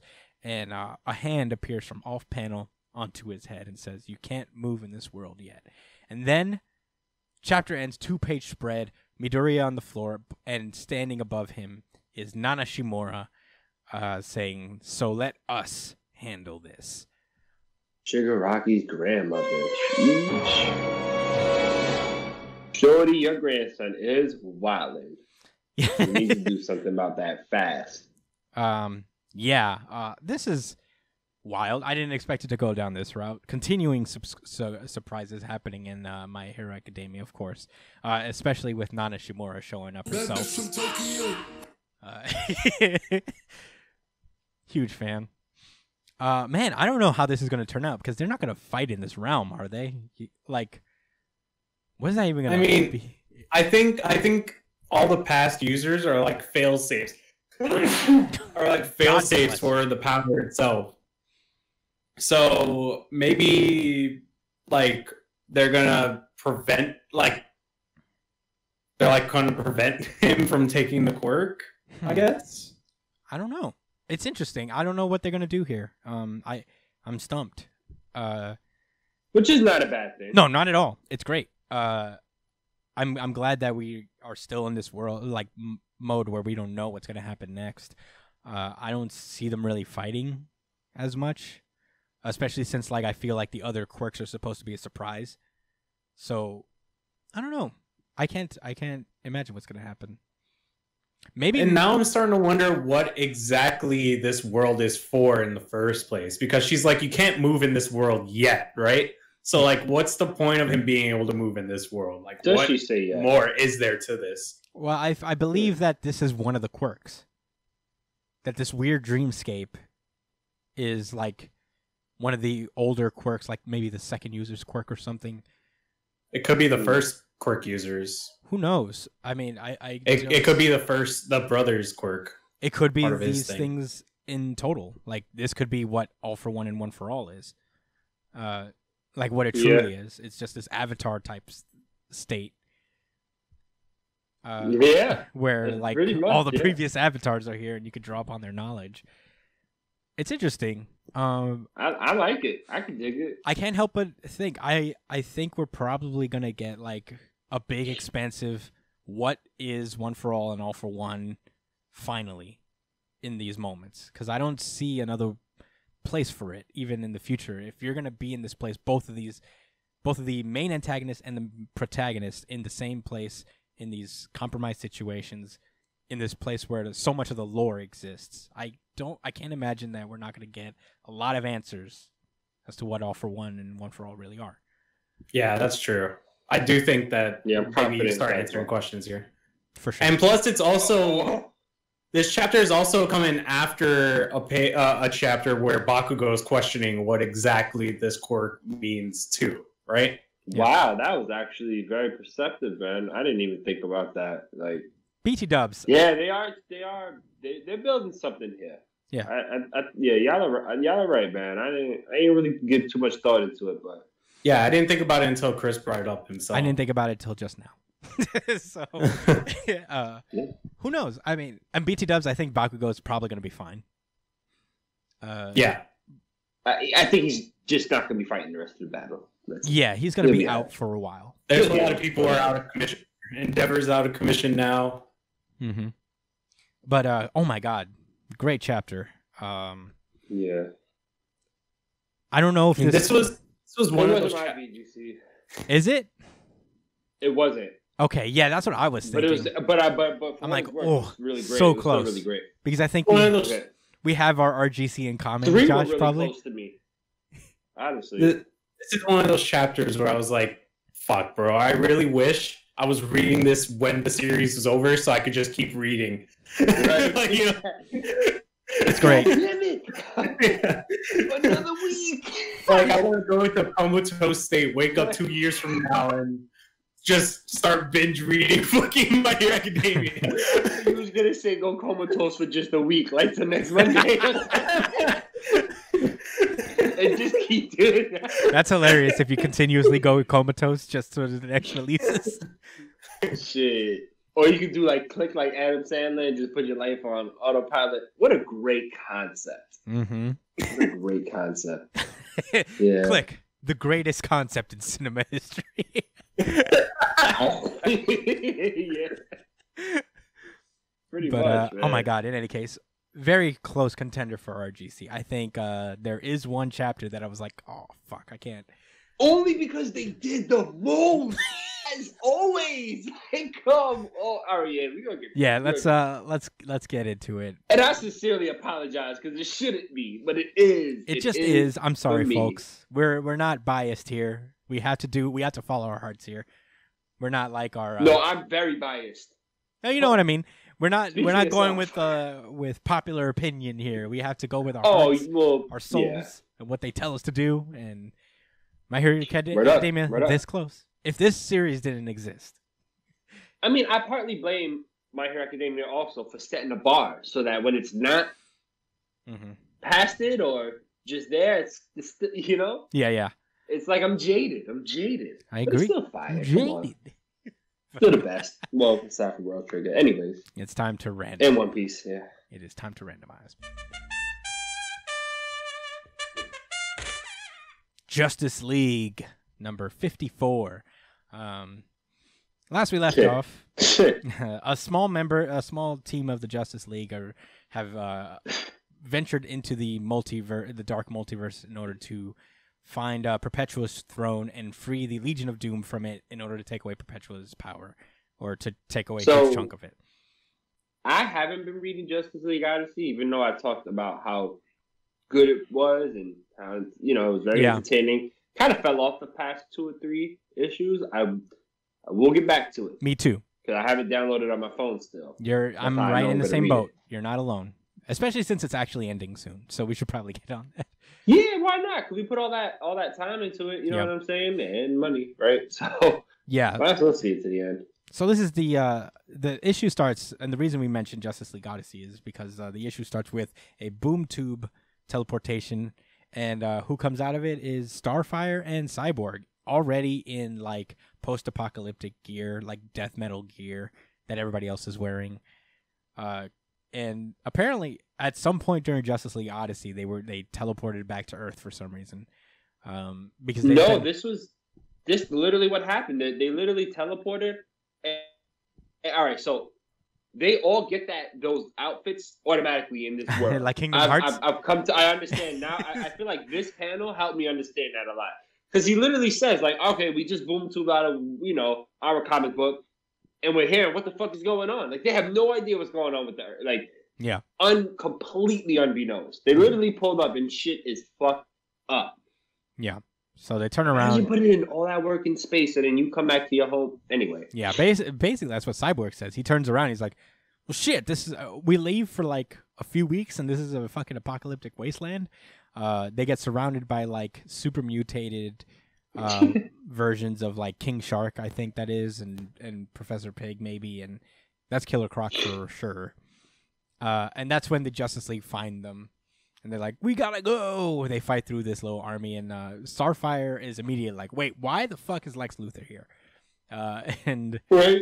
Lex is like, Nightwing's like, he's not here with us. He's not part of the team. He follows us around because he's weirdo. Yeah, we can't really do anything to stop it, to be honest. By the way, did you guys see that video of Jeff Bezos with robot arms and stuff? No. What? He's literally turning into fucking a real life version of Lex Luthor. He's like testing like these robot arms, and he laughs like an evil fucking villain while he's testing it. He's literally the Lex Luthor biosuit. The big derpy one. He's the trying to green kill and Superman. purple one. He can't wait. Oh man. Superman. Lex is like, you're making a mistake, Nightwing. You should let me join your team. And Nightwing is like, no, you're a dick. This is your fault. Yo, Cyborg says, how about hell no? This nigga Lex has the nerve to say, this is how you treat a teammate? Like, bro, we literally just told you you're not with the squad. What the fuck is wrong with you? Yo, Lex Luthor. You're not valid anymore. You're not valid. Lex Luthor has gotten real needy in the last couple of days. Probably has something to do with his fucking face. Nobody wants What to be my happened? friend anymore. That was when like the Batman Who Laughs betrayed him, and Perpetua was like, "Fuck out of here." You remember when he landed on the ground? Face, yeah. Yeah, it's funny. The entire time they're like, "No, this is your fault. Like this whole event, because of you. Why do you think we want you on our side?" And they fuck off without him. Meanwhile, we get an answer as to what John Johns has been doing this entire time. John Johns is still fighting the Mindhunter, which is a version. Still, emphasis on still. Which is a version of Bruce Wayne that absorbed the DNA of Martian Manhunter, Superman, and Wonder Woman, and has basically all their powers to a degree. They're fighting physically outside, but inside of their minds, like a fucking group of losers. They're just on armchairs and having a battle of the minds. You know what? I'm not even mad. I'm not even mad at Bruce. I'm not mad at evil Manhunter Bruce. I'm really not, bro. I mean, you're entitled to your opinion to call it lame, especially since John Johns is a part of the situation. So I feel like there's always an argument, at least, to call the situation lame, right? Yeah. I think that's understood. But it's the fact that I know what time it is, and if he all right, we talk so much shit, we know, but it's like, yo, he literally makes the point, like, yeah, so I have your powers, and I'm Batman, and I'm you think Superman you're to gonna a beat degree. me? And I thought, there's no way. There's no way, and if they do, I'm gonna be really upset. He's gonna need help or something. I really hope that's what it is. I hope Kendra has to come by and bash Mindhunter. The Mindhunter in the fucking head, and she's like, there you go, teamwork. It's funny. Don't leave it out next time again, all right? It's funny you mentioned that. And I'll fucking kill you or something. It's funny you mentioned that. Martian Manhunter, just like outside of its external force, he's like, "Rawr!" And he doesn't. Yes, he's losing. And not only that, he's losing. First of all, look, you can even see in the, oh my God, in every single panel, he's in a losing position. Okay, in the top panel, right on the chairs, right, you can even see their posture. Yeah, you're Bruce right. is sitting back, very relaxed, and this guy, who's supposed to be the expert on all this mental shit anyway, he's like kind of standing upright in his chair, all fucking antsy, right? So and he's like, oh my God, man, they make it too easy. Look, and then so then you got these kind of 4 square panels, right? Then in a weird way, right? But it's still double losing for John Johns, right? Because you've got the Mindhunter like gritting, and John John's like, You're actually right. he's struggling. He's like losing in every situation of this page. And then it gets progressively worse. Yeah, because he screams so loud, and the next page you turn over, he's screaming so much anguish that Hawk Girl can sense he's in pain. And Hawk Girl's like, my John Johns is losing senses or tingling. Yeah. God, you guys do this guy so foul every time he shows up. DC does. Scott Snyder did. Fuck you, Brian. That's not on us. Josh is right. That's not on us. If anything, the way we're describing that back, bro. That's not on us, bro. No, the way we're describing it is. The way we're describing it is exactly how it's happening. John Johns is not competent. I'm lying. You need to read that. You're not looking at the panel. That's why. Yeah, you have to find it, Brian, because this You're is not crazy. looking at the. We get a flashback. Oh my god! Just all you need to see. That's the end product. Okay, so come on, man. So here's what happens. We get like a feeling, like everybody's like seeing Hawk Girl sense him losing, and then everybody's like, "Are you all right?" What it is. It's like, "Are you all right?" And they're like, "I can sense John Johns. He's hurt." And Cyborg's like, "Why did he go by himself?" And then we cut back to a flashback as to why he did this. Apparently, he walked up to Kendra and he was like, "I could feel your anger, Kendra, but you know what? I must do something on my own again because I do not learn my lesson." It's like that SpongeBob episode where the old man was like, "How many times do we have to teach you this? Teach you this lesson, old man." And he flies off. And you know, he goes, "Go with Detective Chimp or something. I'm gonna go deal with this on my own." Right, nigga says go with Nightwing, find Detective Chimp. Why those two people specifically? He's not like a clairvoyant. He has mental abilities, but he can't see the future. So he really was just like, take the normal guy and the monkey. Assholes. Yeah, and peace out. Yeah. Go entertain yourself with them, and I'm gonna go and lose. Yeah. Meanwhile. Back in the present, the Justice League team come across the Valley of Starros. There are these massive field of just Starros on the ground, like just sleeping and shit. And it turns out it looks really scary, actually. It is really cool. Hella creepy. It is well drawn like hell. And apparently this is the result of a Batman who got taken over by Starro, but not really, because then he just flipped the script at some point and just now commands an army of Starros. So, you know, this is his domain. So they have to walk through it, and they're like, "Yeah, this is easy. They're all sleeping. I'm not afraid of them." Nightwing recaps like, "Yeah, my memory's been lost for a while. I got shot in the head. I went by Rick. It was a crazy time." Yeah, that's when Nightwing starts to go through a series of just like little nightmare scenarios. I like it's a nice touch that every time, like the panel, every page you turn or every other panel or so, he's in a different iteration of his costume. So you have his like blue. Yeah, costume. he has some real lame ones. He has his regular blue costume, which is great. His new 52 all red Edgelord Nightwing costume, and his Batman costume when he was Batman. When he was actually Batman, which is dope. His old disco. I don't know Nightwing. about these blue and gold ones. I can't really see the top one too much, but the one with the collar.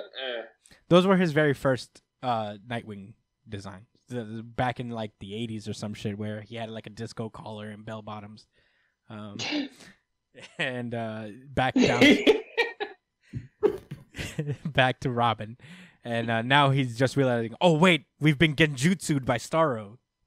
And that's when Lex Luthor shows up. Is like, "You fool! This is why I told you to let me come with you, because you're going to need you would have known not to go through the Valley of Starro if I had been here." I kind of thought to myself, like, maybe that wasn't the best idea either. That's what I thought, too. What the fuck do I know, right? I was also well, you could have told them. League. Yeah, I was like, you could have told them what, like, you didn't have to be all cryptic, like, "You would need my help." Yeah, right. Just be like, listen, guys. All right, just don't go through the valley of the stars. All right, whatever you do, go around them. Go around or fly above or something. It's like that scene from Finding Nemo where they're like, "Yeah, don't go through. Don't go over the trench. Go through the trench." Yeah, that's what they said. Yeah, it's just kind of flipped. Yeah, he could have just done that. But anyway, all the Starros are alive, and they're mind controlling the rest of the League in order to take down Nightwing and Lex Luthor. So the next issue, Lex Luthor and Nightwing are gonna have to fight through these the superpowered members of their team. We'll see how that goes. I thought it was a good issue. It is what it is. Like we shat on John Johns pretty aggressively, but it be that way. Again, I'm not claiming I'm not responsible for that. No, neither am I. I mean, we'll give him respect when he earns it. Yeah, I'm not gonna be like, okay, John Johns, you did. No, I'm gonna actually be very proud and maybe crack a tear. We'll see. That's gonna be one hell of an episode, man. Yeah, it's gonna be. Too bad it's probably not gonna happen. Yeah. But in any case, that was Justice League. It is time to randomize. Black Clover. This is Black Clover. In case y'all were wondering, this was not the VGC. This was not the third chapter that I was talking about. This is Black Clover chapter. But it was okay nonetheless. Yeah, 266. Dark Garden Invitation. We start off immediately. So, go for it. They got a wasted color page. Why? Am I wrong for saying that? Why is it wasted? I think it looks cool, but it's like, come on, man. You get a color page and this is what you do, bro? I give it it's pretty regular, but you know what? Usually Tabata's color pages are pretty fire, so I'm like, I could let a regular one slide. I think I'm hating. I think I got a little I still got that John Johns in me. You know what I'm saying? So damn, we should have unleashed. Yeah, that's how crazy it is. Tone it down a bit. We haven't even unleashed all of our venom. So, give us some credit. Get John Johns out of your system. Dog, we could have really dragged it. We really could have gone a little longer, probably. But anyway. Yeah, that was pretty tame. For what they did? All we really did was read the panels. It did it itself. Anyway. Brian, you weren't here for it. You weren't here for what they did to him. That was when we had Chef Brian as our producer. Oh. But anyway, Black Clover starts off with this the Wizard King talking to Gaja, and they're like, oh, they're just basically explaining the situation. It's like, oh, shit, well, it just so happens we're at the Elf Kingdom getting stronger, so, we'll meet you guys there. Cool. Wizard King's like, oh, cool. Later. And their Zoom call is over. Gaja's like, the next panel, Gaja's just like, angry. I will save you. No matter what. And Charlotte is also like, I will save you, Yami. Meanwhile, at the Black Bulls headquarters, Noct finally has a little bit of an interaction with the rest of the Black Bulls members. They're basically like, so yeah, that's the ordeal. We have 3 days to get our shit together and go storm the Spade Kingdom. And Finral's like, you never come here. Why don't you ever hang out if you're like the vice captain? Why are you never here? And Noct is like, because I hate the Black Bulls. You guys are just a bunch of losers who, there's a brazen wench who does nothing but drink, spatial magic who was so careless with women that it interfered with missions, a ruined noble and former convict. And, then he starts talking shit about Magna and our boy, what's his name again? Zora, yeah. And Gray is like, don't judge them how they look. And Noct is like, if you don't want to be judged by how you look, don't look like that. Then don't look like that. That was fucked up. The hell? Yeah, Noct is pretty fucked up. He's like, yeah, I mean, I heard you guys did like really cool in this fucking war before with the demons, but you can't just go through a life of being shitty people and then just do one good thing. And I mean, he literally says something very much to your liking, right? I mean, right? He literally says when nasty looking people or those who are, yeah, you literally just said that, right? Yeah. Like, he says, I hate that. You hate that too about Black Clover. It's interesting because I thought about this thing. Oh, you was ready to punch a hole through your laptop for vengeance, bro. He was like, they're not arresting him. That wasn't, but this isn't vengeance they're talking to. He was pretty tight. No, they're not talking about vengeance. No, vengeance is crazy. The Black Bulls are not in the same league as vengeance. Vengeance is I don't know why he's relating them. I guess no. He's not saying that trash and corny. He's not saying that they're the same thing. He's saying that like you guys were just like fuck ups and losers, and just doing one good thing doesn't change that about you. You know, you gotta be consistent, and that's why he's like, if you really want to save Yami, then get stronger than what you are. Be better. And I was thinking about great motivation, bro. Well, my first impression was like they're going a little hard. This is getting to be a little bit much with Noct. But you know, I started to think about it, and I actually kind of dug it for the reason that like Noct doesn't really know them like that. Like Noct wasn't here when Asta joined, and it really made me reflect on Asta's influence on this team. Is essentially like he knows them as the people before Asta. They were previously. Yeah. Because I was thinking 100%. And I think there's going to be a point made of that. Yeah. You know, at some point or another. Yeah, I was thinking. I was like, well, yeah, you don't know them, guy. They've been nothing but actually very competent this entire time. But then I realized it's like, yeah, but he wasn't around when they made this change, and he wasn't around for all this time, so he doesn't know them really. He's just assuming they haven't changed when they actually have. And I'm wondering if that's gonna. I hope that it's gonna be leading to some like development in Noct's case down the road. I feel like that's kind of what's gonna warm him to the Black Bulls. Is actually gonna see that progress, as opposed to this first little confrontation he had. But yeah, I mean, you know, I gave it some thought.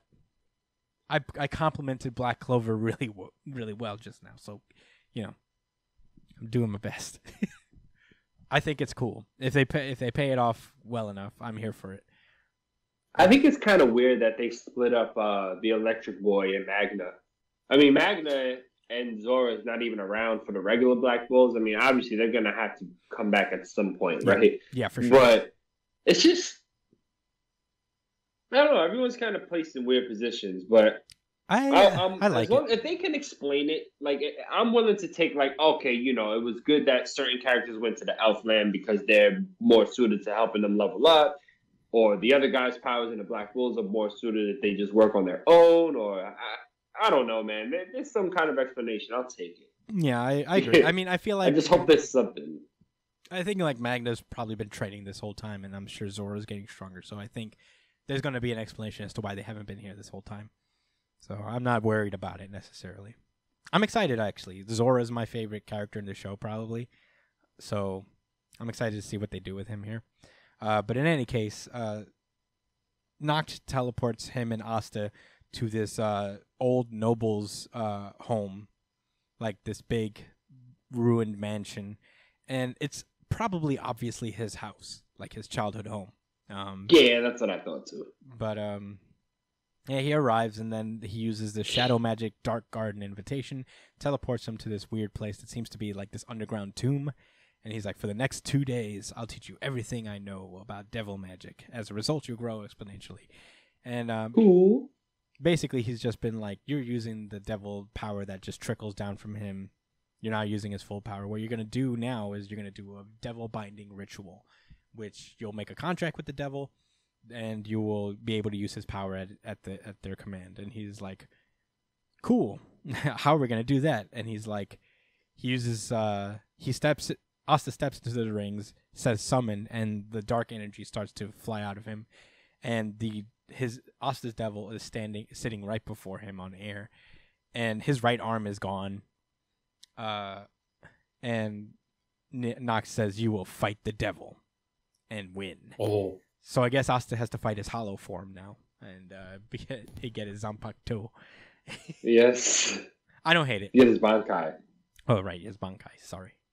Yeah, I'm here for it. Naruto had to fight himself in Yeah. He had to fight against the Nine-Tailed Beast. You know, it's a trope. Yeah, we get it. Fight your inner demon, quite literally. I get it. Whatever. I'm Real here edge. Asta's gonna beat up this primordial devil that's been around since forever, and because Asta can win. Yeah. I mean, because Asta can win. That is my response. For sure. I liked it. I like this chapter. I'm not gonna harp on like he's gonna fight his hollow 9-tailed fox devil form now. I mean, we already did, but yeah. Not really. I'm like, of course he is, but it's whatever. I'm not angry at it.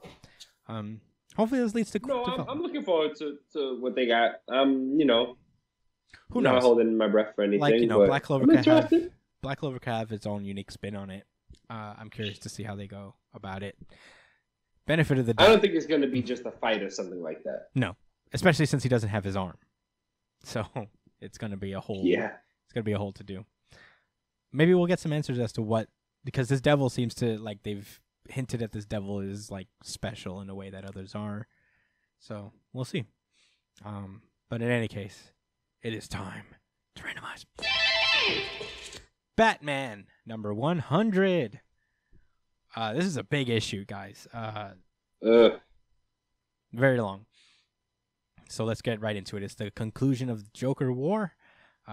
It starts with Batgirl arriving at the clock tower. I think this is the Belfry where the Detective Comics team was at, which is pretty cool. Mm-hmm. And she becomes Oracle again. She basically takes her role as like Oracle, becomes the guy in the chair for the rest of the Bat family. And she's basically encouraging like the team and also the city of Gotham as a whole. Is like, we're on the case, we're doing the thing, we're gonna get through this essentially. Harvey Bullock is like being like he's surrounding like the clowns or whatever. He's trying to take down the clowns, and some cop just walks up to him like, the mayor wants you to stop now, and if you don't stop, you'll have to hand over your gun and badge. And Harvey's like, okay, and he does so. So whatever. And he's like, if you guys want to join me and not be corrupt fucking cops, let's fucking do the thing and save people. Meanwhile, back at the Ace Chemical warehouse, Joker in the new future Batman suit, which looks cooler. Like now that we see it in action, I like it. I'm starting to get used to it, I guess. And it's good on Joker. I think it's kind of cool. It's good on Joker. Yeah. He's just shooting randomly at the Joker. They're fighting each other. You know, it's a big battle sequence. Batman punches the shit out of him. And he goes like, "Shut up!" While Joker is like clowning him.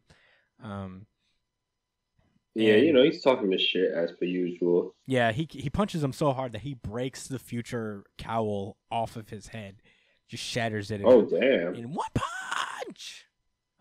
Yeah, right. Yeah. Meanwhile, yeah. Meanwhile, Punchline is like the Joker blew up the factory at a time where he was not supposed to, because of course he doesn't care. He's just like, this is what he wanted all along, so it doesn't matter what the rest of the plan is. Punchline is like, shit, everything's fucked. And the underbroker goes up to her, is like, yeah, I see that everything's going down. We lost our money, so you know, I don't want to have any connection to the Joker anymore. So Punchline, get the fuck out. And deuces. Yeah. So that's when Nightwing also shows up like, sup, it's me. I'm back. I don't have amnesia anymore. And, you know, they start fighting for a while. And the rest of the Bat family shows up.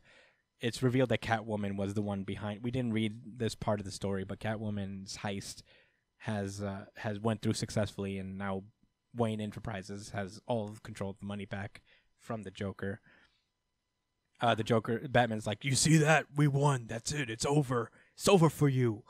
And the Joker's like, this is really what I wanted all along. I don't really care about the money. Like the theater shit, like my plans aren't done. The theater shit, that was just to fuck with you. You know, like. Yeah, I just wanted to get you tight. Yeah, that was just a little troll. Let everybody see a stupid dumb face. Yeah. But it's he's basically like, it's really about us. What I really wanted to do is this suit here. Like, basically, I wanted to ruin your retirement plan. I just wanted to fuck up Gotham so bad that it just reverses all the progress you tried to make and we're going to make so far. So you're just kind of back at square one. That's rough, man. I feel really bad because, you know, as he starts to explain and you see like the future painted out. I mean, you've got Batman, which actually he does look really cool in a new suit there. Or maybe it's because Catwoman has a new suit on and she's hugging up on. Yeah, she has a matching This is a suit. nice little picture. I'm a sucker for the Batman and Catwoman stuff, right? But yo, it's crazy because he really thought like it makes sense. He's like, bro, I can't fight forever, and that's what Rebirth started with, and I'm glad that he still kind of has that in mind. Like, I gotta stop at some point. I will grow old. Yeah. You don't want the Batman Beyond universe because that shit was crazy. Yeah. But no good. Yeah, I mean that was essentially the plan the entire time, and he's like, I'm also gonna fuck you up so bad that people won't even recognize. It doesn't really matter that you're Bruce Wayne. Like, I didn't even have to unmask you so people could see who you really are. And like, he's going through his whole like big epic speech, and right as he's about to like stab Batman in the face and ruin his face, Harley Quinn ruin his face, not kill him. Yeah, Harley Quinn just shoots him in the motherfucking eye, like good. right through. And he's just like, "Fuck, who did that?" And then all you see is Harley Quinn, just like, "Sup, remember me?" And Joker at that point, he's Harles. He's like, "Man, you gotta ruin everything." So it's mad funny because Harley Quinn's like talking that shit, right? About how cathartic it was to shoot him, and he's like, "Man, you still didn't get the kill shot." But she's like, he always got. She's like, "Yeah, that was kind of on purpose because the kill shots got to come from Batman." So what she does is she straps herself with a bomb and also the Joker with a bomb, and she gives Batman a choice.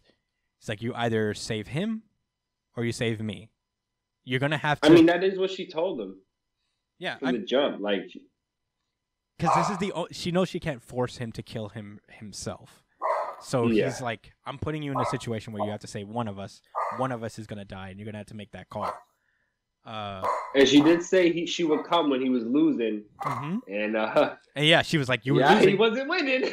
You were losing. You were about to get stabbed in the face with a fucking batarang." He's about to be Scarface x Batman. Come on. And Batman was like, "No, I was calling my family." Well, I had it under control. I didn't mind those scars on my face. It would have made me look tough. Yeah, it would be cool. People would be more scared of me. Anyway. Nightwing has a scar. I'm going to take away. Back in Wolverine. Fuck is you talking about? I broke my leg at the beginning of this. You're really going to take away more fear from me, huh?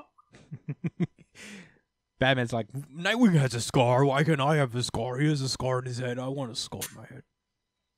He's not more hardcore than I'm supposed to be the master. That means I have to have a cooler scar. Yeah. All right. So Harley is just like, nah, you were losing. Whatever. It doesn't matter. Losing, not losing, whatever. You're gonna have to make the call now. The bombs are activated. So Harley starts walking away into the fire, creates a separation, and Joker's like, "That man, she still got it, don't she? She's the best." Right? He's like all cash, right? Yeah, she's so dope. Yeah. Anyways. Yeah. Yeah, so basically he's like... I'm laughing, but this is a really good scene, actually. Yeah. This is a really nice page. Batman's like, yo, I know you're not stupid. You probably have some shit that you can get out. If you're smart enough to pick the pockets from the next-gen Batsuit, you can fucking get out of this. And Joker's like, nah, I agree with Harley. You're going to have to make one call or the other. So, Yeah, he's like, I ain't have... No way. I'm not taking this W away from... I'm not going to... Right? Yeah, pretty much.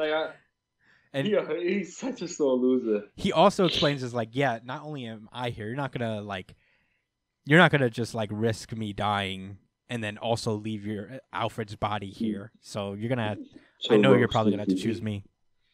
And then that's when they just look each other in the eye and Batman just walks past him. And then Joker's like, wait, what? And it was like, shit. And all you see is like the Alfred Joker zombie just laughing his ass off, just like laughing super hard. He's like, "No, why are you? Don't you walk away from me? Don't you walk away!" Nigga told Alfred to shut up. He told his zombie corpse to be like, "Shut up!" And he explodes. The bomb goes off. Joker is supposedly dead. We didn't see him die. Come on.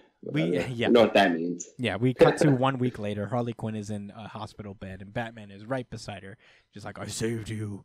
I made the call. And then she's like, so does that mean he's dead? And he's like, nah, he escaped. He found the bomb intact, and apparently he broke out with the tools he stole from the Batsuit. So, you know, Joker didn't call his own bluff, which is interesting. Yeah, because, you know, on the one hand, you could look at this as an eye roll, like, oh, man, same old, et cetera, et cetera. But I think that this event is going to have effects on the relationship between Batman and Joker, which... I would hope so. Yeah, I think so. I mean, there was something in another book. Yeah, they had the situation with Bane. No, that was while he was running the city. But then, whatever. We'll get to it at the end of this conference. Yeah. But I do want to make a point right in the second that when I mentioned Endgame, like Scott Snyder's Endgame, I feel like they already kind of came to that point. It ended differently. Obviously, they both kind of fake died or whatever. Right? Mm-hmm. But there was a moment where Batman basically broke Joker. Like the Joker flinched. You know what I'm saying? Like he could have. I don't know, whatever. I know what you mean. It's like this weird cyclical thing where like they're just breaking each other down. There's always like, this will change the relationship between the Joker and Batman forever, but you know, it's always going to just keep repeating itself. And it's not like a bad thing as long as like they keep shaking it up. I don't know how many more avenues you can go. Yeah, I think Tynion did it well, you know.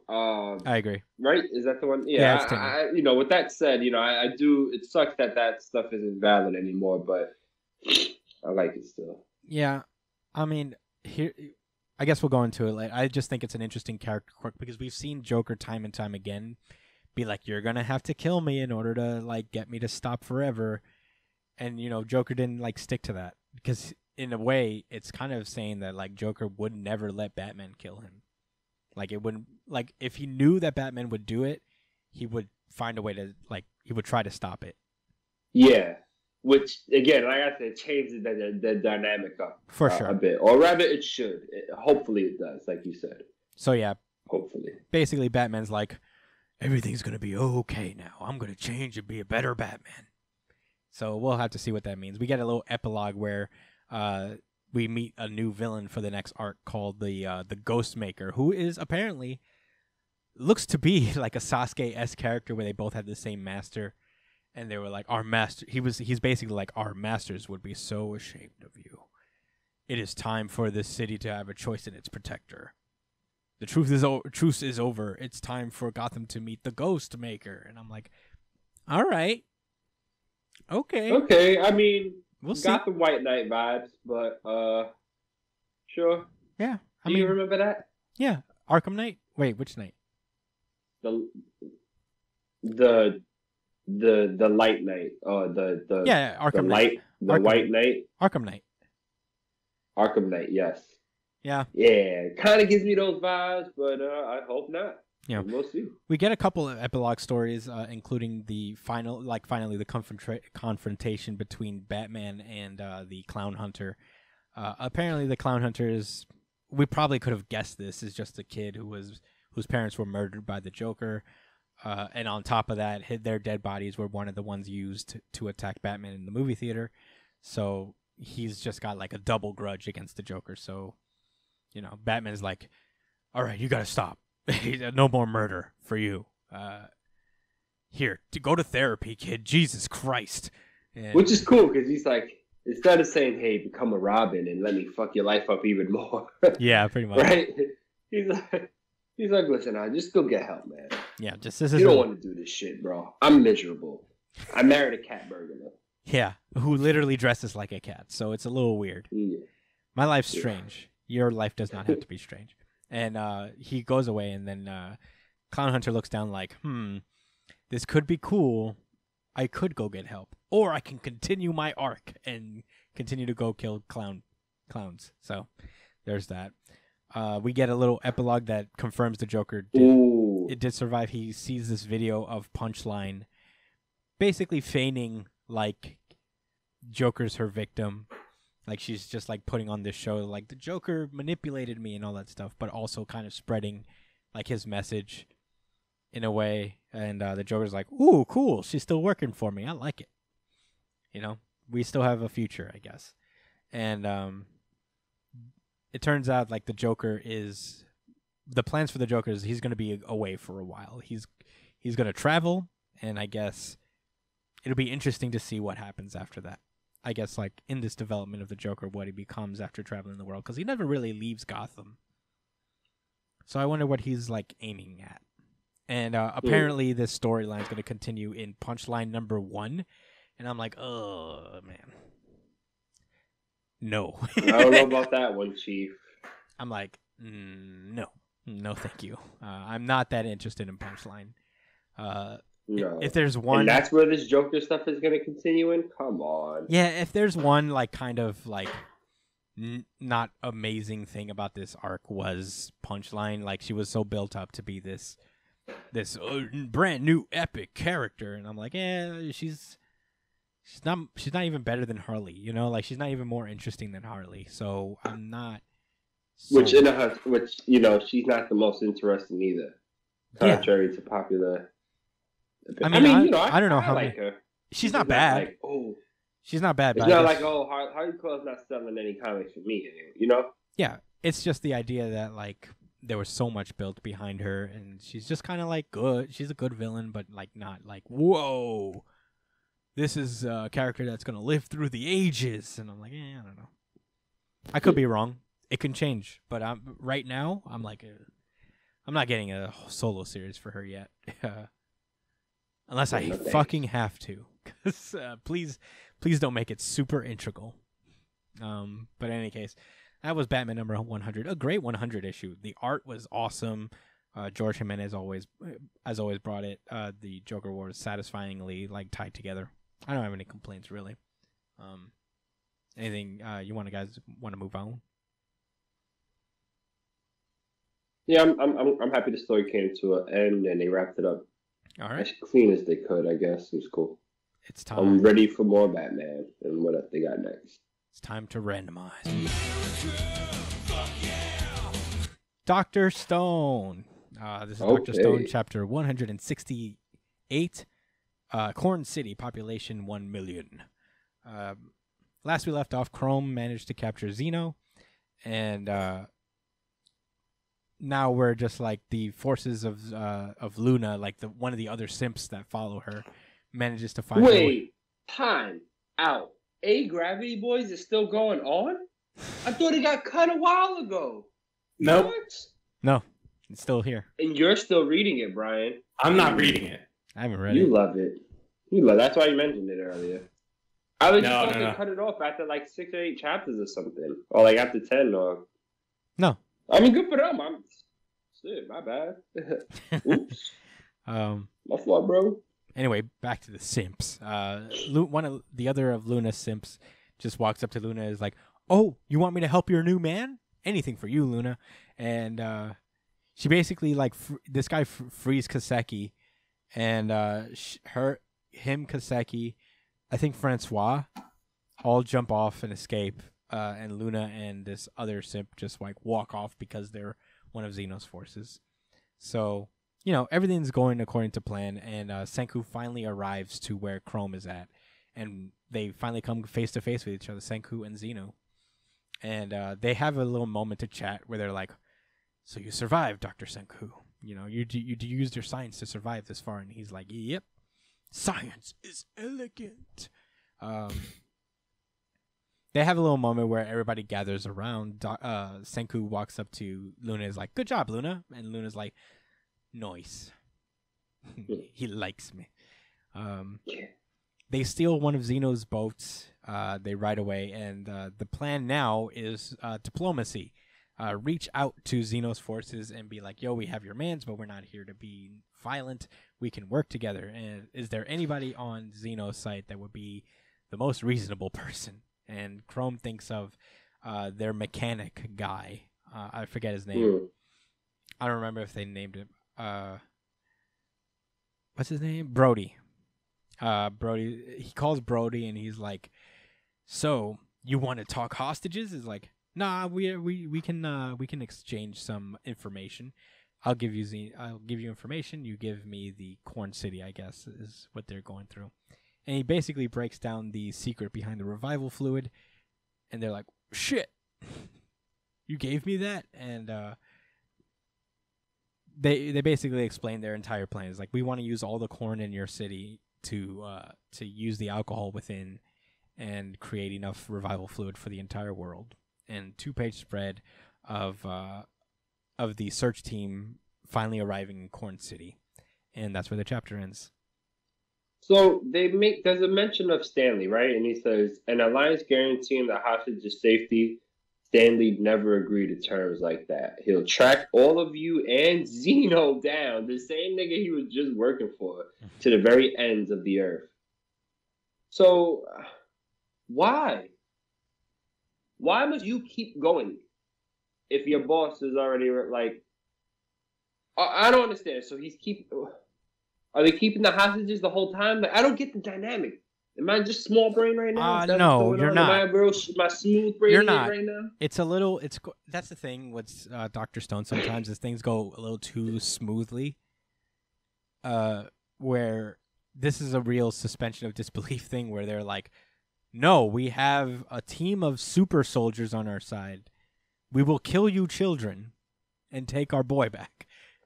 But he says that without saying it. He like real smooth. He's like, we don't gotta. He's like, I don't got nothing to talk about with the hostage things. We got the higher numbers. We're gonna figure this shit out. Yeah. And then he just kind of gives him the formula way and expects like Scout's honor. Just be like. It's just weird because all right, I guess it makes sense. All right. This is what doesn't. All right. The Stanley part doesn't make sense, but I'm back on track because the dude is like saying, yeah, our goals do align. We want to revive people, and you know what I'm saying? Like, fine, whatever. He's just like, but Stanley's just gonna have beef because he's an asshole. Yeah, and he can't see nobody happy. I guess nobody can be That's happy. why he smokes cigarettes. He's cool. He hates himself. Oh yeah, because he's cool. But, yeah, I don't know.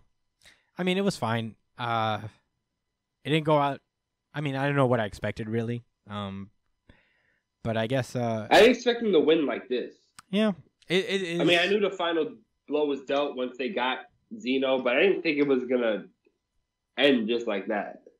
Yeah, neither did I. I mean, it is what it is. I mean, it's a little too smooth. Out of My Hero Academia's book. I said, you know what? I'm done with this arc. Choo! Let's get to the next one. It was fine. It's a little too smooth, of course, but maybe next chapter they'll, like the guy Stanley will just be like, "Fuck out of here," and then just do stuff, and there'll be more of a conflict. Because I don't think he didn't really have anything to say. I don't think anybody really agreed to anything yet. But who knows? But it says Corn City founded, like the mission accomplished. I don't know. Whatever, I'm just supposing. I'm just supposing, but in any case, that was Dr. Stone. Let us randomize. Chainsaw Man. VGC. Yeah, this is a really good chapter of the week. Certified RGC. Certified RGC. Certified RGC. Okay, so it's not fair. It's not. I said it before. I'm going to just repeat it for everyone who's like, what the fuck are y'all talking about? Shigaraki and 141, the same panel, man. We really like Chainsaw Man, all right? And that's not you, Brian, I swear. That's the... No, I agree. This chapter's really good. Yeah. It's fucking berserk. Okay. So, last we left Dude, off... and I was right. It is the bomb girl. Yeah, oh I was about God. to say it. All right, they need to have a conversation. I'm not okay with them just like whatever. We'll get to it. Here's what happened. Thought. It turns out last week we were a little confused as to who these folks are, but it turns out all of these people that Makima has gathered are people that Chainsaw Man has fought before. Not all of them. The sword guys. Yeah, we don't know every single one of them. Yeah. But the sword guys here, the bomb girls here, Reze, and. There's Quan Chi is here, of course. And, they all just like, Makima is like, all right, it's time to attack the Chainsaw Devil. And then they all transform they pull their like little weapon things. It's really cool. Even One's a spear devil or something. Yeah, one's a spear devil. There seems to be like 2 sword devils. Yeah, there's this. It's like one's a katana and the other one's like Is Quan Chi like a broadsword? Is Quan Chi? There's Reze. There's a guy who's a gun. There's a dude with the spear, which is kind of cool. There's some person that looks really dope. This guy like long nails. I wonder what I want. That was Shorty with the tie. I feel like we've seen her before. Do? What does she take out? She's the sword. Snapped. She's like the whip lady at the end. I think those are whips. Oh yeah, they all transform into their devils. Like, big 2-page spread where they all. It's so cool. They're all is that like the gun devil? No, that's a gun devil. Did they fought this guy before, right? Like he's not the gun devil, is he? No, I don't. No, I mean he should be, but he has guns on him. It's really makes sense either because then we should have seen like your boy, what's his name? That just passed away, man. Aki. Yeah, I feel like it would have been more on flavor to have him there, and that would have been a little bit more dramatic. So for that, I'd like to say that's not him. I don't think that's the gun devil. Let's say that's either flamethrower devil or other gun. Yeah, maybe it is a flamethrower devil. Actually, that makes a lot more sense because his head. That's what it now looks that I'm like. zooming in, his head is a tank. You know. Oh. Okay. Ooh, okay. Flamethrower devil. Nice. So Hell fucking. Yeah. Hell motherfucking yeah! I like some flamethrower devil. Okay, so 2-page spread. They're all converging on the chainsaw devil, and as they this all is get magnificent. close, I had to take a screenshot on this iPad. Yeah, chainsaw devil disappears. 2-page spread next page of him just like blasting through Quan Chi and the sword devil. Oh my god, it was greasy. Yeah, until they just stopped. They all pulled up on him too. Like, what did y'all all think was gonna happen? And then he just 2-page spread. Quan Chi's dead. First of all, dead immediately. And so is one feelings about that. So is one of the sword devils. Yeah, more like a knife devil, right? That's I guess kind of what he looked like. But they were long. They wasn't. It looked like he took out a knife. Yeah. But they transform in a similar way too. We don't know him. They transform in a similar way too, where they both have like little knives that come out of their hands. But anyway, he's dead. Original sword devil shows up. Yeah, the katana dude. He was a big deal. So when he pulls up, yeah, this was kind of nice. This was somebody I ain't mind what happened to him. One shot killed again. He thought he was cool. He does his move where he goes down and then just the classic samurai, like they clash and then they wait for someone to get cut in half. Dog. So Chainsaw Man didn't even receive a slash. Like he didn't even get cut by him. You just see his head blown off too. Yeah, his head's done. And Makima's like, okay, this looks unwinnable. And that's just where the this is probably my favorite text bubble from her period. Favorite text bubble of the entire series is Makima could be listening. That's probably like the number one. Yeah, that's one of my favorite things. This is up there. This is one of those. Because she says, okay. Like all right, I'm coming to terms right now that I'm not going to win this one. And this is probably a bad idea. Whatever. I tried. Whatever. I mean, either way, I win because if I get killed by the Chainsaw Devil, I just become part of him. Yada yada yada. Yeah, and I love it. I'm a weirdo. That was Chainsaw Man. I mean, yeah. The art alone is just so cool, and this is another one like Jujutsu Kaisen where I'm like, I can't wait until this is animated. They better not fuck it up, man. Stupid in the best kind of way. Madhouse has to animate this. It is so wild and crazy and fucking metal. Oh, but your boy got thoughts. Or at least reservations. Go for it. There needs to be some, like I said, I'm just continuing it. There needs to be some type of dialogue between the chainsaw guy and the bomb devil.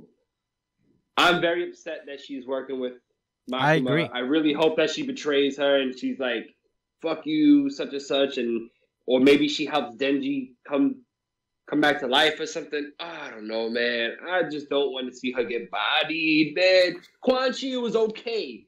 It was a little whack because I would have liked to see a drawn out fight, but I get it. He's Chainsaw Man. He might as well be One Punch Man. He's one Chainsaw Man. I'm With hoping the- next chapter they actually explain how these guys are back, though.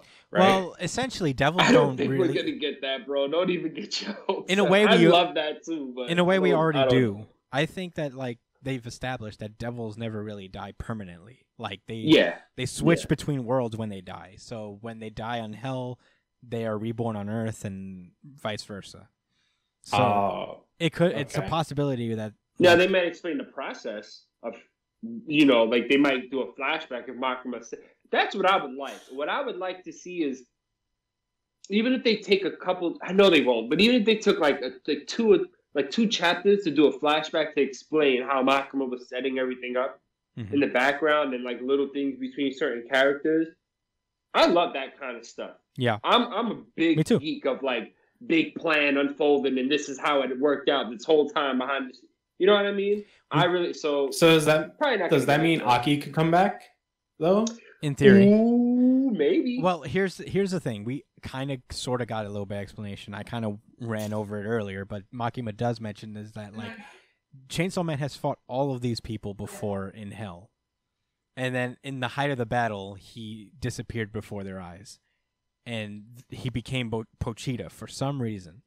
I think that's what they're alluding to, is that at some point, because Makima says you fought the weapon devils and the four horsemen who are now here at the height of the devil. and the four horsemen. At the height of the What? battle, you vanished before our eyes. It makes sense that we couldn't find you even with all our searching.